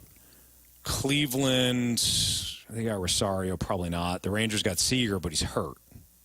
So maybe the Rangers look at it as a backup option potentially. Now Marcus Semien can also play shortstop for them. Houston doesn't need one. Atlanta doesn't need one, although Arcia, if they want to add even more pop to the lineup and just kind of take the sledgehammer to the fly, you could see that. The Phillies have Trey Turner. While he's having a bad year, they're paying him a lot of money. You're probably not going to deal within the division. So, yeah, it's basically the Dodgers and Giants for Paul DeJong. The market isn't robust. I think that's the other problem working against the Cardinals and what they could potentially get for Paul DeJong. Updating you on the Cardinals right now, it is 6-4. The Diamondbacks. The Diamondbacks just won't go away. Palante, and neither will your yanked bullpen. out. Andre Palante came in relief for Jack Flaherty. Jack Flaherty went 5 innings, allowed 8 hits, 3 runs, walked 2, struck out 4. Palante, in his 1 1/3 innings, he gives up 2 hits, a run, a walk, and a strikeout. He just gave up the 1 run, so now it's 6-4 as Canzoni grounds out and scores Corbin Carroll. So it's now 6-4, Cardinals with the lead. Paul Goldschmidt homered in this game. Nootbaar homered in this game. And Gorman homered in this game. Who do you have for beat the streak, Jamie? Do you remember? Paul Goldschmidt. I took R.L. Chuck. You took R.L. Chuck, so you got yours. I think I did. Yeah, I did. Our guy Brennan took Donovan, who has a hit. Marsh, who currently has the lead. You had Marte. Ooh, Marte's 0 for 3. So Marsh is nervous right now. And Marsh is on notice. I had Carroll, who's got 2 hits already. So, Marsh, you're the last one to the party, man. Yeah, whatever. That's the way I feel about most of the things he says. All right.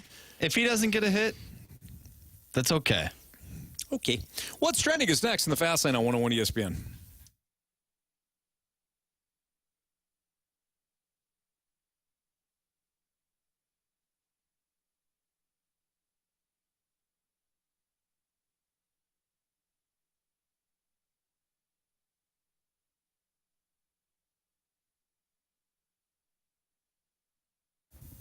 Anthony, what would you say if I told you that I can make you feel 20 years younger? Oh, boy, I would say sign me up, but I'm a little skeptical, Jamie. All right, well, let me tell you something. My friends over at Mentality, they've got you covered. The board-certified physicians are going to sit down with you, and a lot of men at 20, 30, 40 years old, you don't have to be 50, 60, 70. Younger men are suffering from low testosterone, and they're tired, they're irritable, there's depression, there's lots of things that go along with it. So that's why I'm going to send you over, which I did, to Mentality, and they sit down with you, they talk to you, they ask you questions, what your goals are, how you're feeling, then they do a full blood panel. And from there, they get the answers to the test, Anthony, and they find out, like for me, low on testosterone and certain other vitamins, and they got me on a program, and I know you had a very similar experience. Well, you took me over there, and I saw what was going on with you, Jamie. It was a transformation. It was, you wanted to make sure that you're taking better care of yourself. You wanted to work out more and more consistently, but you also wanted to feel, as you noted, not only better, but you wanted to feel younger. You get a little bit older. Your life is crazy. You got kids. Same with me. And it's like, okay, well, what can we do about it as men? You want to be competitive. And when you took me over there, it was amazing. It was clubhouse feel. That's what you told to me. But I was amazed by their certified, their physicians. They set you down. They ask you questions. Hey, what's going on? Yeah, you be honest with them. I'm feeling irritable, feeling low energy, tired of drinking just energy drinks all the time. I know you kicked that habit. Me too. Oh, yeah. You feel better overall. And that's the thing with Mentality. And they got 2 locations, one in South County, one in West County, which I know you frequent as well.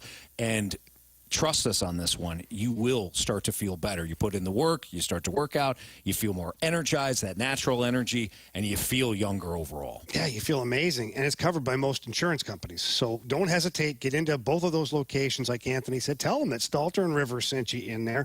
If you can't get in there, you can check out all the information online at lowtusa.com. That's Mentality at lowtusa.com.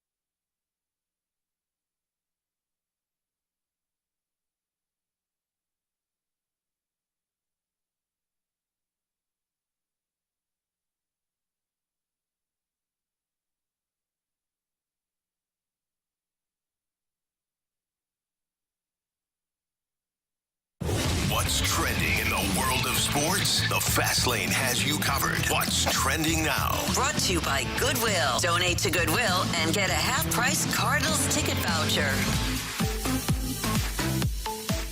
Welcome back to the Fast Lane here on 101 ESPN. Anthony Stalter, Jamie Rivers, I'm Andrew Marsh, and it's time for What's Trending. We have an early game today in the desert. Jack Flaherty, what could have been his last start as a Cardinal, went 5 innings, gave up 8 hits, 3 earned runs. He walked 2, struck out 4. Guys, if this is Jack Flaherty's final start as a Cardinal, what legacy does he leave behind? Oh, wow. A legacy? Does he leave a legacy? That's a good question. Yeah, how would you define the Jack Flaherty era for the Cardinals? Oh, so not for me, but I think based upon the way certain fans perceive him, I'd say truculent. Wow. I'd say truculent. Did you download that app that I did. We were talking about? Followed your advice yesterday. Found one that I could actually pronounce, and so I used it today in a sentence, in the right way, too. But no, I just think that people either love Jack Flaherty or they don't love him. They want him to be a Cardinal or they want him banished. Forever. Yeah. And so I feel like his era, his tenure here in St. Louis was kind of truculent. Like it was only really, really good in the 2019 season, the back half of that 2019 season. Yeah. After that, with inconsistencies and injuries, and then people perceiving whatever he was saying to be something different, whether it was contractually or the arbitration process and all that. Like from that point on, it just felt like this non-stop soap opera surrounding Jack Flaherty, and he didn't help himself either. He got a little standoffish with the media at times. Even this year, he got standoffish with the media. So I don't view it as like, oh, it was smooth. He was a great player. Or, it's kind of like there's lots of little bumps along the way. I think it reminds me, Jack Flaherty's era, we'll call it, kind of reminds me of, in some instances, the Michael Wacha era. It's kind of unfulfilled, and it's unfulfilled because of the injuries, and it's unfulfilled because Michael Wacha never saw a contract with the Cardinals. He had the arbitration process, but it came in like a lion, went out like a lamb. Came in like a wrecking ball. Right, that too, Jamie. Absolutely. You're welcome, little St. Louis. Miley Cyrus for you on a Wednesday. But it did. It's similar in that regard. Flaherty comes in 2019, remarkable. I would say 2021, the first half was really good, and then it was injuries. And what is he going to be? And when he comes back, is he ever going to be an ace? Can he be an ace? And it just never materialized. Well, then there was like the slap tear. Then he was mad at the Cardinals for disclosing. Yeah, there was a lot of bumps in the road along the way, which is unlike Michael Wacha. No, you're right. Unfulfilled, disappointing. Marshy, go. Major League Baseball, all 30 owners voted to extend Rob Manfred as the sports commissioner today, keeping him in place through January 2029. He still had one more season remaining on his previous contract and was extended another 4 years. His new deal will keep him on the job, like I said, until 2029, which at that point he will be 70 years old. Thoughts on Rob Manfred, and does he deserve this? I don't know if he deserves it, but of course they extended him. The owners found somebody that the fans could hate more than the owners. Yeah. You don't think that's by design? Yeah. Look at what the NFL did. They got Roger Goodell, who's their pinata. Yep. Oh, yeah, you guys hate Roger Goodell. Hey, yeah, us owners have nothing to do with it. Yep. Meanwhile, we're the ones controlling the puppet strings. Oh, yeah. So, no, I think it's genius by the owners to keep Rob Manfred there because nobody really likes him. No. And he comes off as somebody that nobody really likes. And, whether he's doing a good job or not, I don't know. I really don't know. I mean, there's Major League, by the way, Nolan Gorman just hit his second home run. This time it's a 2-run shot, so the Cardinals extend their lead. Boy, we're going to get a lot for a trade with that guy. Trading him. Come on. Don't even joke about it. So the Cardinals are now up 8-4. Again, Gorman, his second home run of the day.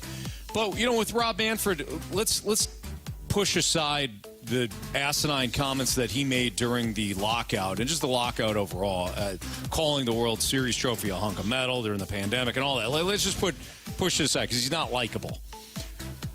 I like a lot of the changes that he has overseen. I like the pitch clock. I like the expanded playoffs. You think that's really him, though? I think but he oversees it, though. If not, what does he do? I guess I mean? in his position, he gets all the credit for certain things, or he gets all the blame. Right? Sure. Is that the way we're doing it? Yeah, because if we're gonna blame him for certain things, if we're gonna blame him for the lockout, even though it's the owners too. Oh, no, it's him personally. He woke up and said, "I don't want baseball anymore." Then I'm going to give him credit for some of the things that he has overseen during his time. That I again, I like the band shift. I like the pitch clock. I like the expanded playoffs. So I don't know what a commissioner you're ever going to really love. You know, nobody liked Bud Selig either. Nobody likes Goodell. Nobody likes Gary Bettman. Everybody hates Gary Bettman.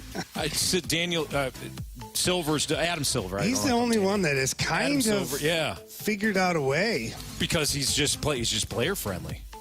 You know, maybe that's the key. But he's driving revenues up. The owners like him too. But his sport has also got a huge problem too when it comes to the load management and things like that. So I don't know.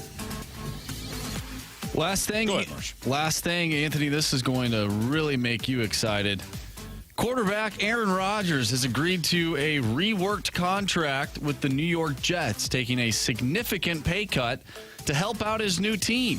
He agreed to a 2-year, fully guaranteed $75 million contract with the Jets, a source told ESPN, confirming a report by NFL Network.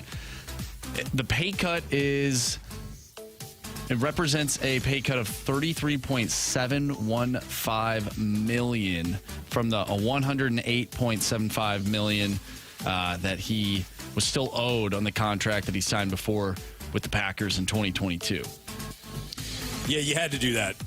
Yeah, that was part of it. I think they probably agreed to that quite a while ago. But I do love that this offseason has been it's the exact opposite from what we saw a year ago with Aaron Rodgers. A year ago, he didn't show up to camp. You know, there were grumblings about the Packers again and whether or not, what his future was going to be. And now with the Jets, he showed up. He's gone to every camp. He takes the restructure. I love being in New York. I just love how it's the exact opposite thus far with old douche canoe Aaron Rodgers. Wow. It's Fastlane on 101 ESPN. Jamie Rivers, Anthony Stalter. It is 5:13. Your time check is brought to you by Clarkson Jewelers, an officially licensed Rolex jeweler. Could Jordan Hicks be one of your 5 starters in 2024? Of course not. We'll tell you why next on 101 ESPN.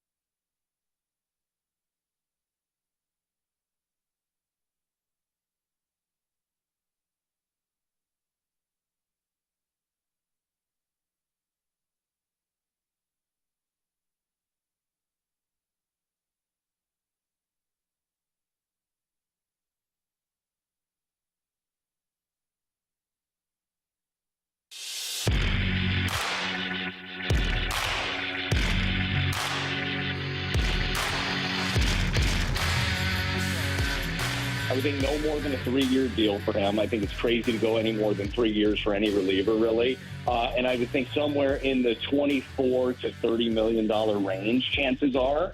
I think that would be a very good thing to keep. Back end of the bullpen piece, not necessarily like just your closer. You can use him however you want at the back end.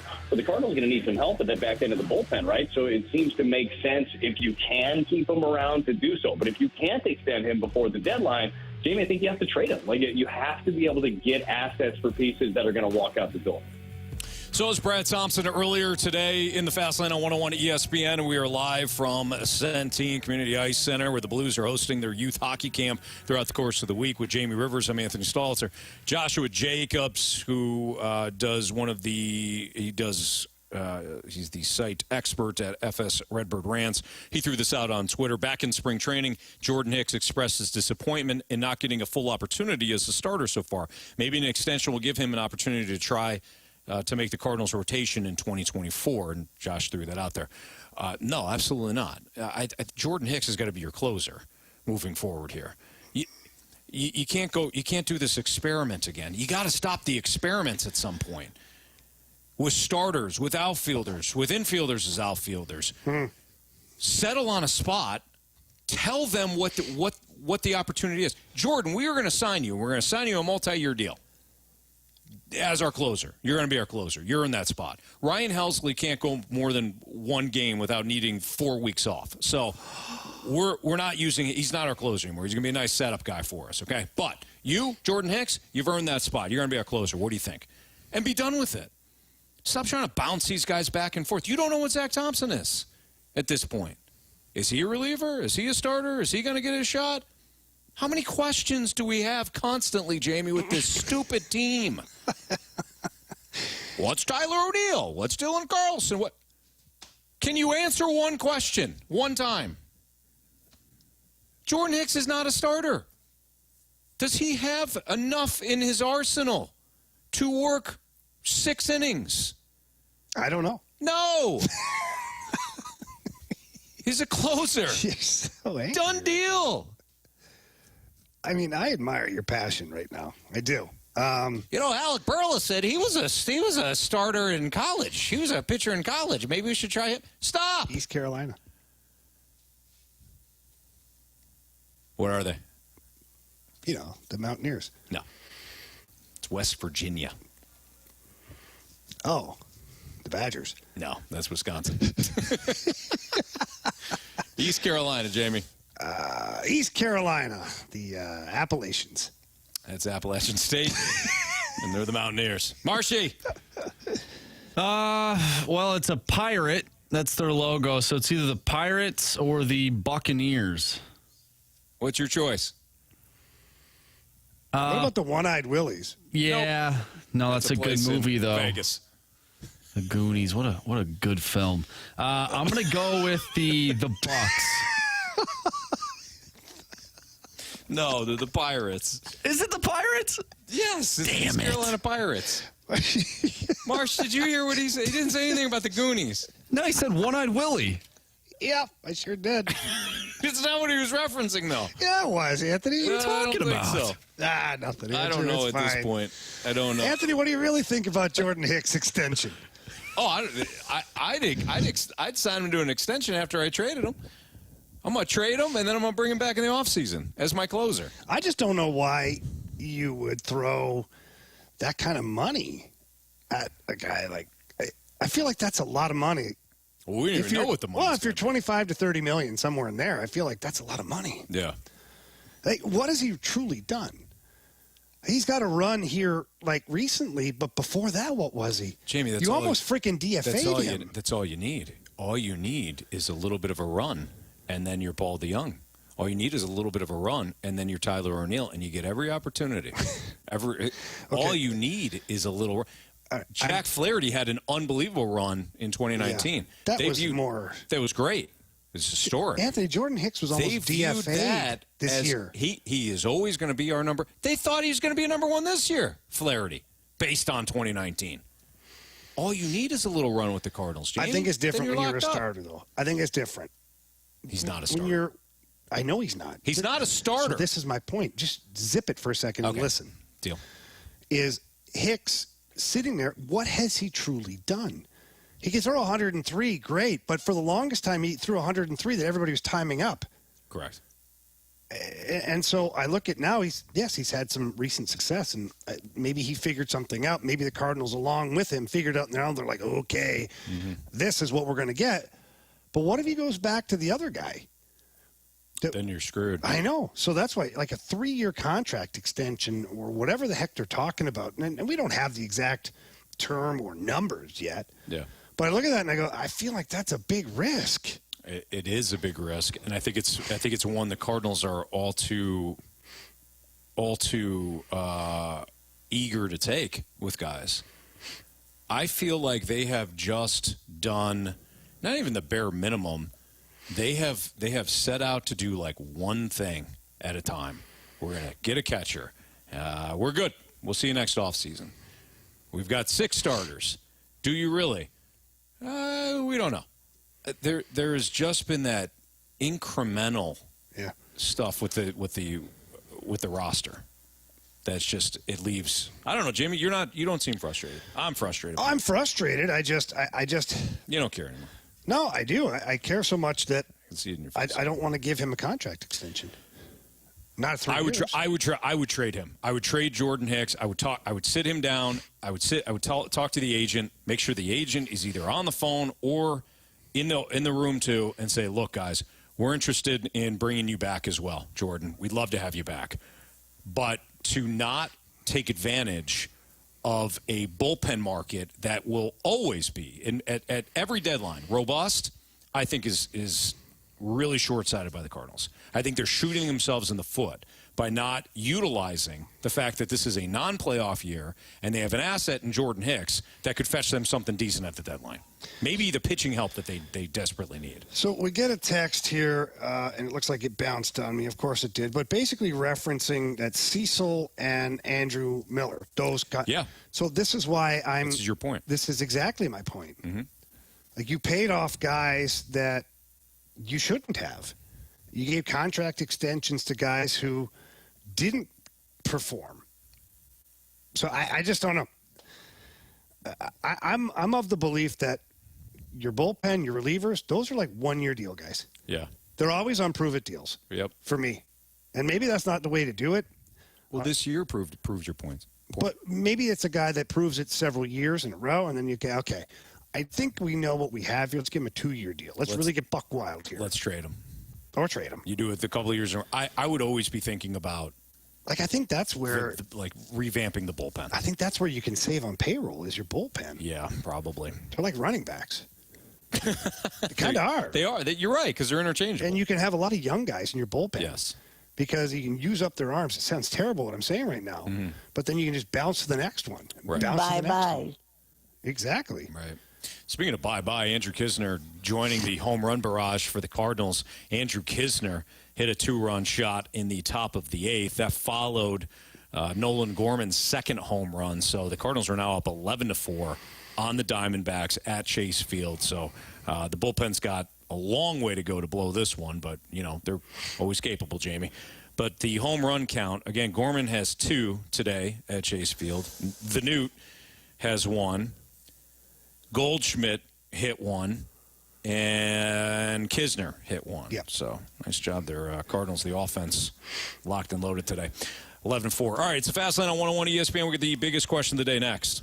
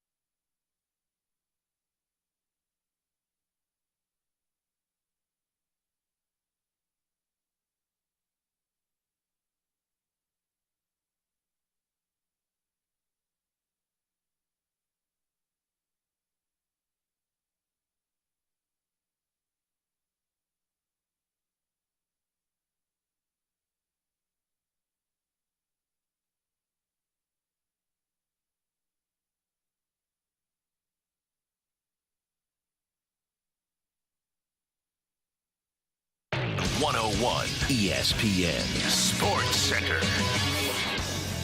I'm Andrew Marsh. It's time for a Sports Center update brought to you by Saliga Heating and Cooling. The Cardinals currently have an 11-4 lead in the bottom of the 8th inning in the rubber match against the Arizona Diamondbacks.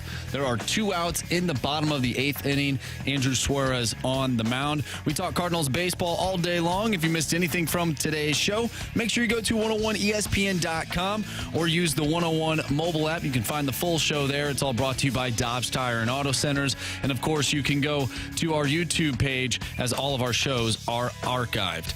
I'm Andrew Marsh, and this Sports Center update is brought to you by Saliga Heating and Cooling, an independent American Standard heating and air conditioning dealer.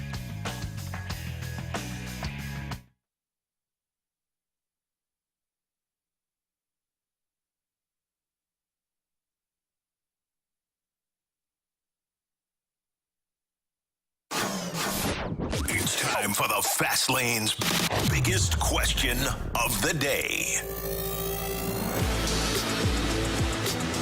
With Jamie Rivers, I'm Anthony Stalter. It's the Fast Lane on 101 ESPN. Let's head back to our studios where Andrew Marsh is there, and he's got our biggest question of the day.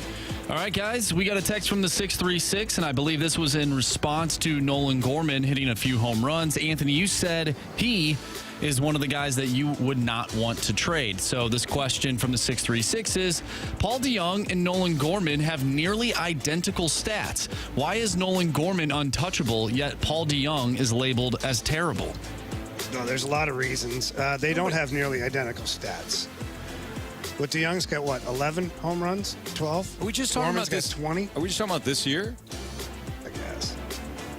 Or are we talking about, like, overall? Because DeJong has been in the league since 2019. Gorman, this is his first, this is first year as a starter. Yeah. This is what he's doing in his first year as a starter. I think it's completely different. I don't understand the question, I guess. And nobody's calling DeJong terrible. No. We refer to him as an all-star. No, but we refer to him as someone you can move. You can move on from him. I don't see the competition. No. I guess this is where I'm headed with that. Yeah. Anthony, your take. Yeah, DeJong. I mean, maybe DeJong. Average OBP, but RBIs, Gorman has twice as many as Paul DeJong. Yeah. And home runs, too. He's been. Yeah. Gorman has lowered his strikeout rate in already. What's their slug? I feel like that one. Well, let's take a look here. I mean, let's take a peek. Gorman has better numbers all the way around. Yeah. And he's substantially younger, too. Who texted in this question? Paul the 636. Paul DeJong's family. No offense to Paul DeJong, he's going to be a great Dodger, but I don't understand. To me, it's not apples to apples, and Gorman's outperforming him, and he's substantially younger. Yeah. So. Right. Right now, Gorman, by the way, or right now, DeJong is slugging .419, whereas Gorman is slugging .482. On base, DeJong .301. On base, Gorman .321. Gorman's hitting .239. DeJong's hitting .234. So, I mean, even some of these things are slightly better. Gorman's got, as Jamie mentioned, 20 home runs. DeJong's got 13. DeJong's driven in 32. Gorman's driven in 62. Anywhere you slice it. And Gorman, again, he hasn't been in the big leagues for the last 5 seasons. So I went back to the last 5 seasons. This texter's first message that, ever since we got the new system over a year ago and whatnot, or I guess it was this year, but this was in June. This texter texted in, just want to point out that DeJong is playing just as well / bad as Turner, Swanson, and Correa. So I think this person has a lot of love for Paul DeJong and not so much love for Nolan Gorman. It might be, yeah. Well, we actually talked about that too, where you had remember we had the conversation because somebody had tweeted it out. Maybe it was even BK. BK tweeted out the big time free agent shortstops. Yeah. And they had similar numbers as DeJong. But as we talked about then, the reason why those guys got paid is because you're paying for that consistency. DeJong has done. He had a really good first half of 2019, and he's had an okay 2023. That's it. Everything else has been marred with horrific slumps, hitting under 200. The home runs have always been there, but the strikeouts have too. Plus, you got Mason Wynn coming up. Mason Wynn's your future at shortstop. And Gorman's a lefty bat, too. Gorman's a lefty power bat. Yeah. Marsh, you have another question? Maybe we can even extend like the Sports 6-pack to a Sports 7-pack or something. What else you got? Give me 1 second. All right. If you want it to be, do you want it to be Cardinals related? It doesn't have to be. Anything you want, Marshy. Anything you want. Pick your adventure. Yeah, it's a choose-your-own-adventure day. But I'll update you on the Cardinals. 11-4 in the top of the ninth now. Bunch of home runs hit today. Gorman hit 2. Gorman just got another base hit, by the way. Newpar with a home run, solo shot. You had Andrew Kisner with a 2-run home run in the top of the 8th. And Paul Goldschmidt with another home run. So the lineup that we were all worried about early on. I told you that was not a winning factor. lineup, Anthony. It was. Said it in the moment. Yeah. Our guy Taylor Motter. Him and Alec Burleson combined 0 for 6. They're the only guys without hits today. In fact, guys have multiple hits. Gorman has 3 hits. Newpar with 3 hits. Donovan with 2 hits. O'Neill with 2 hits. Goldschmidt with only 1, but it was a bomb. DeJong with 2 hits. Andrew Kisner with 2 hits. It's been a good day in Arizona for the offense. Guys, speaking of Taylor Motter, I saw a tweet yesterday that it made me LOL, laugh out loud. It was from Keith Speaks on Twitter. Is in quotation, "Mom, I want Brendan Donovan." And then it says, "Mom." Mom says, "We have Brendan Donovan at home." Brendan Donovan at home. It's a picture of Taylor Motter. You sent us that. I did send that to you. Yeah. Yeah, you did. You got to see it to have it land, but it is funny, and it'll certainly resonate not only to Cardinals fans, but Cardinals fans that are parents, where you get the kids out, and it's like, hey, can we have this? You've got 20 of those damn things at home. Yeah, but not this one. Not this version. Different. Yeah. Anyways. All right. I do have the extra question. Yeah, go for it. So the 314 wants to know why not trade for proven players? Who can you get for Walker? Why not fix the bullpen at the trade deadline than starters in the offseason? A myriad of questions. Wow. Okay. So what do you Why are we trading Walker? Yeah. What do you want for Walker? Well, Anthony traded him the other day. No, I understand, but I'm just trying to figure out, I traded him for Spencer Strider. I got you an ace. Yeah. Did you? I don't know why we're circling Yeah. Walker. I don't remember that. Yeah, the reason why you don't do that is because you got young, cost-control players. Let's take the Atlanta Braves, for example. Ronald Acuna came up through the farm system. Young, cost-controlled stud. Ozzie Albies, same deal. Austin Riley, same deal. Who am I missing? They had Freddie Freeman. They traded for Matt Olson. They traded for Sean Murphy. You've got a young core up and down that Atlanta roster that is cost-controlled, paid for. You're running it every year for the next 5 or so years. You know that is what you should aspire to be if you're the Cardinals. You don't do that by trading your young, cost-controlled talent for expensive, older talent. Not to say that expensive older talent isn't proven, because that would be the trade-off. You're getting proven talent. But the way that you build a dynasty, and why wouldn't any team be trying to build a dynasty, is through players like Jordan Walker. I agree. And Jordan Walker, let's all remember here that this is his very first year in the big leagues. Mm-hmm. He hadn't even played AAA baseball before. Right. He got sent down to play AAA ball. Good call. Now he's back in the majors. He literally just turned 21. Yeah. Like, what are we doing here?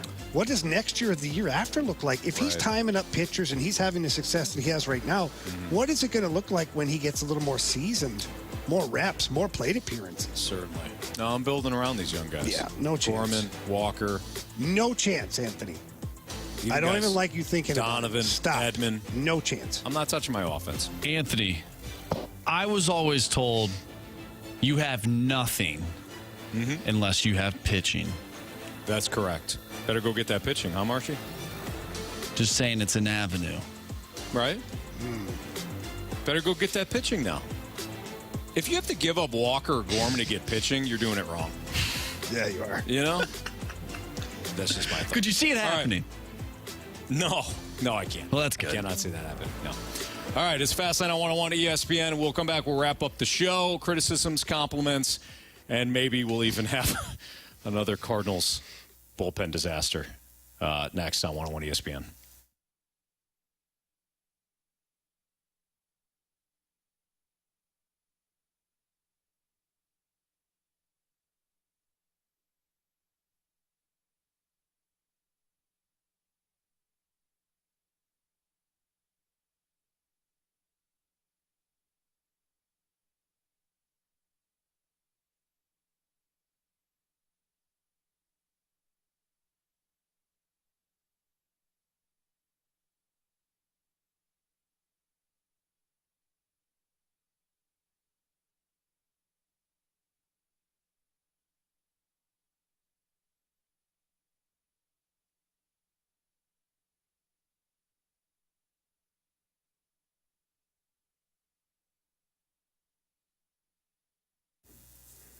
Fellas, listen up. If you're using ED meds, you shouldn't be paying too much for them. That's right. You've got sildenafil at the medicine shop in St. Charles for less than $2 a pill. We've seen that advertised in multiple places. I have never heard it advertised for less than $2 a pill, but that's what the medicine shop in St. Charles does. They take care of you. They also take care of any other medicines that you need to have delivered to your home or your workplace. They've got that program set up, and I love that feature because with a busy schedule and not getting off the air until 6 o'clock, sometimes getting to the pharmacy is not all that easy. So the medicine shop in St. Charles takes care of me. But if you do need anything from the actual pharmacy, they got a beautiful facility located in St. Charles, and the staff is amazing. They take care of everybody. The customer service is fantastic, and they are there to make sure that you are completely satisfied with your experience at the medicine shop in St. Charles. So please get in there. Tell them Jamie Rivers sent you. Tell them I said hi. If you can't get there in person, get there online. stcharles.pharmacy or stcharles.pharmacy.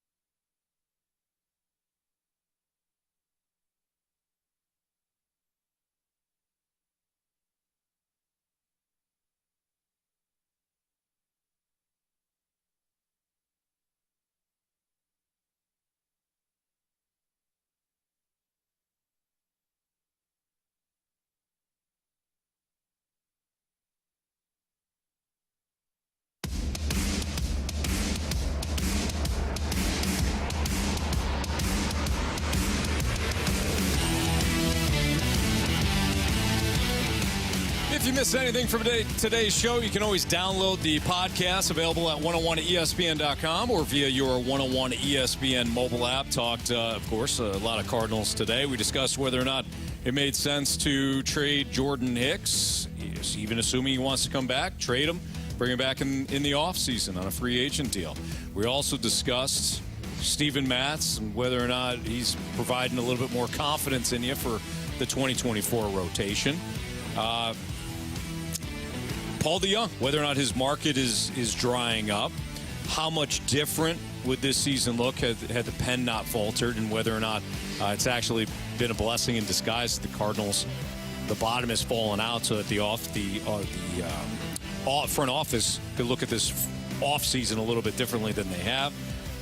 What would make you watch more in the second half, post-deadline with the Cardinals? And we highlighted one player specifically for that. Talked a little football, too. Will Justin Herbert be worth the money? Where does he rank among our top 5 quarterbacks? And which players will have the most riding on the 2023 season? Plus, Andrew Marsh delivered an absolute shocker when we asked him where he would like to see Shohei Ohtani play the rest of the season. So that's all available on the podcast. All available again at 101ESPN.com, your 101 ESPN mobile app. It's all brought to you by Dobbs Tire and Auto Centers. Marsh, what do you got for criticisms or compliments? We got a compliment from JC from our YouTube chat. The three of you make my day. Honesty is the best policy. Keep up the great work. Well, thank you. We appreciate you. And by the way, a shout out to our guys who actually came out to Centene to listen to a little bit of the show early on. Oh, yeah. Kevin. Kevin was his name. Kevin was very nice. Nice young man. He had us do a video message for his dad, Ryan. He's an avid listener as well, so appreciate that. Appreciate you guys. Absolutely. I appreciate Ric Flair coming by again today. Yeah. He was dressed all in red today. Yep. Looking dashing. He's been hanging out a lot. Yeah. Yeah. I see him out in the hallway. Rick loves it here. This is a great facility, as you know, Jamie. You spent a lot of time here. But it's a great facility. The ice rinks are top notch, but their little commons area that they have, and the restaurant/bar, top notch here at Centene. Carrying a couple of good bourbons too at the bar. I mean, if you're into that sort of thing. Yeah. I know you're not, Jamie. Nope, but not at all. He definitely is. Guys, from 636. Stop yelling at me. We thought you fell asleep. Fell asleep. I'm waiting for you guys. Well, I mean, come on, read the room. I'm trying. Well, I can't. There's no one in here. That's a good point. From the 636. Oh, an Anthony history lesson to start the show. This should be a great show. Talking about the rubber game. Yeah. Anthony, normally I land those Roman time questions that we have. That one got away from me. The rubber threw you off. Yeah, you kind of debunked it right away, Jamie, and I had nowhere to go. Yeah. So, you know what? I'll go back to the drawing board. I'll revisit some of my Roman history, and I'll be better tomorrow. I appreciate that. Sure. So we did get a text from the 314 sort of explaining why it is called the rubber game or the rubber match. And it can bounce either way. The game can bounce either way like rubber. Okay. I mean, that's our best answer. I don't know about that. Somebody said it's like from Bridge. The card game Bridge. I don't know. I don't know anything. I've never played that. We do know, though, that the Cardinals won the rubber match. Yeah, they did. 11-7 over the Diamondbacks. Now, you might be saying to yourself, 7? It was 11-4 a minute ago. It was. Andrew Suarez came in, and boy, he tried to make it a lot closer, and he did. But the Cardinals, despite Andrew Suarez's best efforts, the Cardinals still win. That's the way you worded that? Really? What? It's just funny the way you worded that. No, it was, you did great. 11-7 Cardinals winners over the Diamondbacks. Another series win, boys. In likely. So you're saying there's a chance. In likely Jack Flaherty's final game as a Cardinal. Trade deadline is on Tuesday, August 1st. Well, that's right around the corner, Anthony. We were here at Centene a year ago, too, probably for the same probably youth hockey camp. And we kept talking about Juan Soto. And it was just like this build-up. But I am officially to the point where I just want the deadline to be here so we can talk about the moves that have happened as opposed to talking about what could happen. You are setting yourself I'm officially up there for failure or disappointment. Why? Because Mo's going to move one guy. That's it. It's going to stand pat. We're going to be patient. Jamie, if he moves one guy. Like we already did, actually. Cabrera's. Yeah. Let's see. It's just Cabrera. We made our moves. He even cites Armstrong. Right? Like he goes, back in 2019, Doug Armstrong didn't make any moves either. And look how that happened. Look how that played out. I will be okay. I will flip my lid. I will flip my lid if that's what they do. Go ahead, Marsh. So earlier today, Jamie was talking about being in a room with Pobo Mo. We got a text from the 618. All I can picture is Mo talking on the phone like Coach Klein from The Waterboy, wearing high heels with Jamie just watching from the corner. Who wouldn't be watching if that was the case? In fairness, wasn't the Fonz wearing the high heels? Yeah. Yeah, he's Coach Klein, right? Maybe he was. I have no idea, Anthony. This is your favorite movie. You should know. Won an Oscar. Yeah. I think that all of what you said, Marshy, is quite possible. And if Mo was standing there in high heels talking about trades and the roster, I would absolutely pull up a chair and watch that. Mm-hmm. So Coach Klein is Henry Winkler. Okay. Who is the All right, Fonz. there you go. My bad. Yep. Good call. We got a text from the 314 because we were talking about aliens invading Earth. Or not invading Earth. Maybe they just want to hang out. From the 314, did you tell the aliens about the free zoo? Oh, man. Oh, they know it's there. And they get hungry. What? Wait, what? Why would they go to the zoo? They got toasted ravs. They're right at the hill. They got animals right there. They don't have to chase them. They're in cages. Now, Jamie, I think that is really irresponsible of you to just assume it's irresponsible of you guys to tell them that we have a free zoo. At least make them pay for that buffet. You were just saying earlier that they were nice. Oh, Jamie. Beans. I said they weren't here to harm us. I didn't say that they weren't here to eat an antelope. Why would they harm our big cats? River otter, poor little river otter running around. He would get eaten. He would swim away. The penguin house. Oh, don't you dare. You just get zapped up. The penguin house is every kid's favorite. Do you think the alien has the same reaction as we do when you walk in there and you smell the penguins? Oh, boy, it's rough, isn't it? Woof. Do they have noses? Those things are cute, but, man, they stink. They do, Anthony. Whew. They do. What was that, Marshy? Do they even have noses, these aliens? Of course they do. How do you think they smell each other's farts? Why would they want I thought they just touch each other. Whoa. That's what you said. They touch their forehead with their finger. Oh, they put their finger of the forehead, yeah. Yeah. But all the different would that sights be then and pull my smells. finger? Aliens fart. They got gas. Give me a break. Well, especially if they're eating lions and stuff. Right. See? Yeah. You get it. It's all starting They're going to to come down here make and they're going to sense. crush a couple of carbonated drinks. They'll be sitting there just gassing up their buddies. They have to be able to smell it. Otherwise, it's not a game. I hate to admit this, but Jamie's right. All right, that'll do it for us here in the Fast Lane on 101 at ESPN. We will be back here at Centene tomorrow from 2 to 6. You got instant replay coming up right now, though, on 101 ESPN. So, for Andrew Marsh and Jamie Rivers, I'm Anthony Stalter. We appreciate everybody listening and watching today. Everybody have a good rest of your night. We will see you.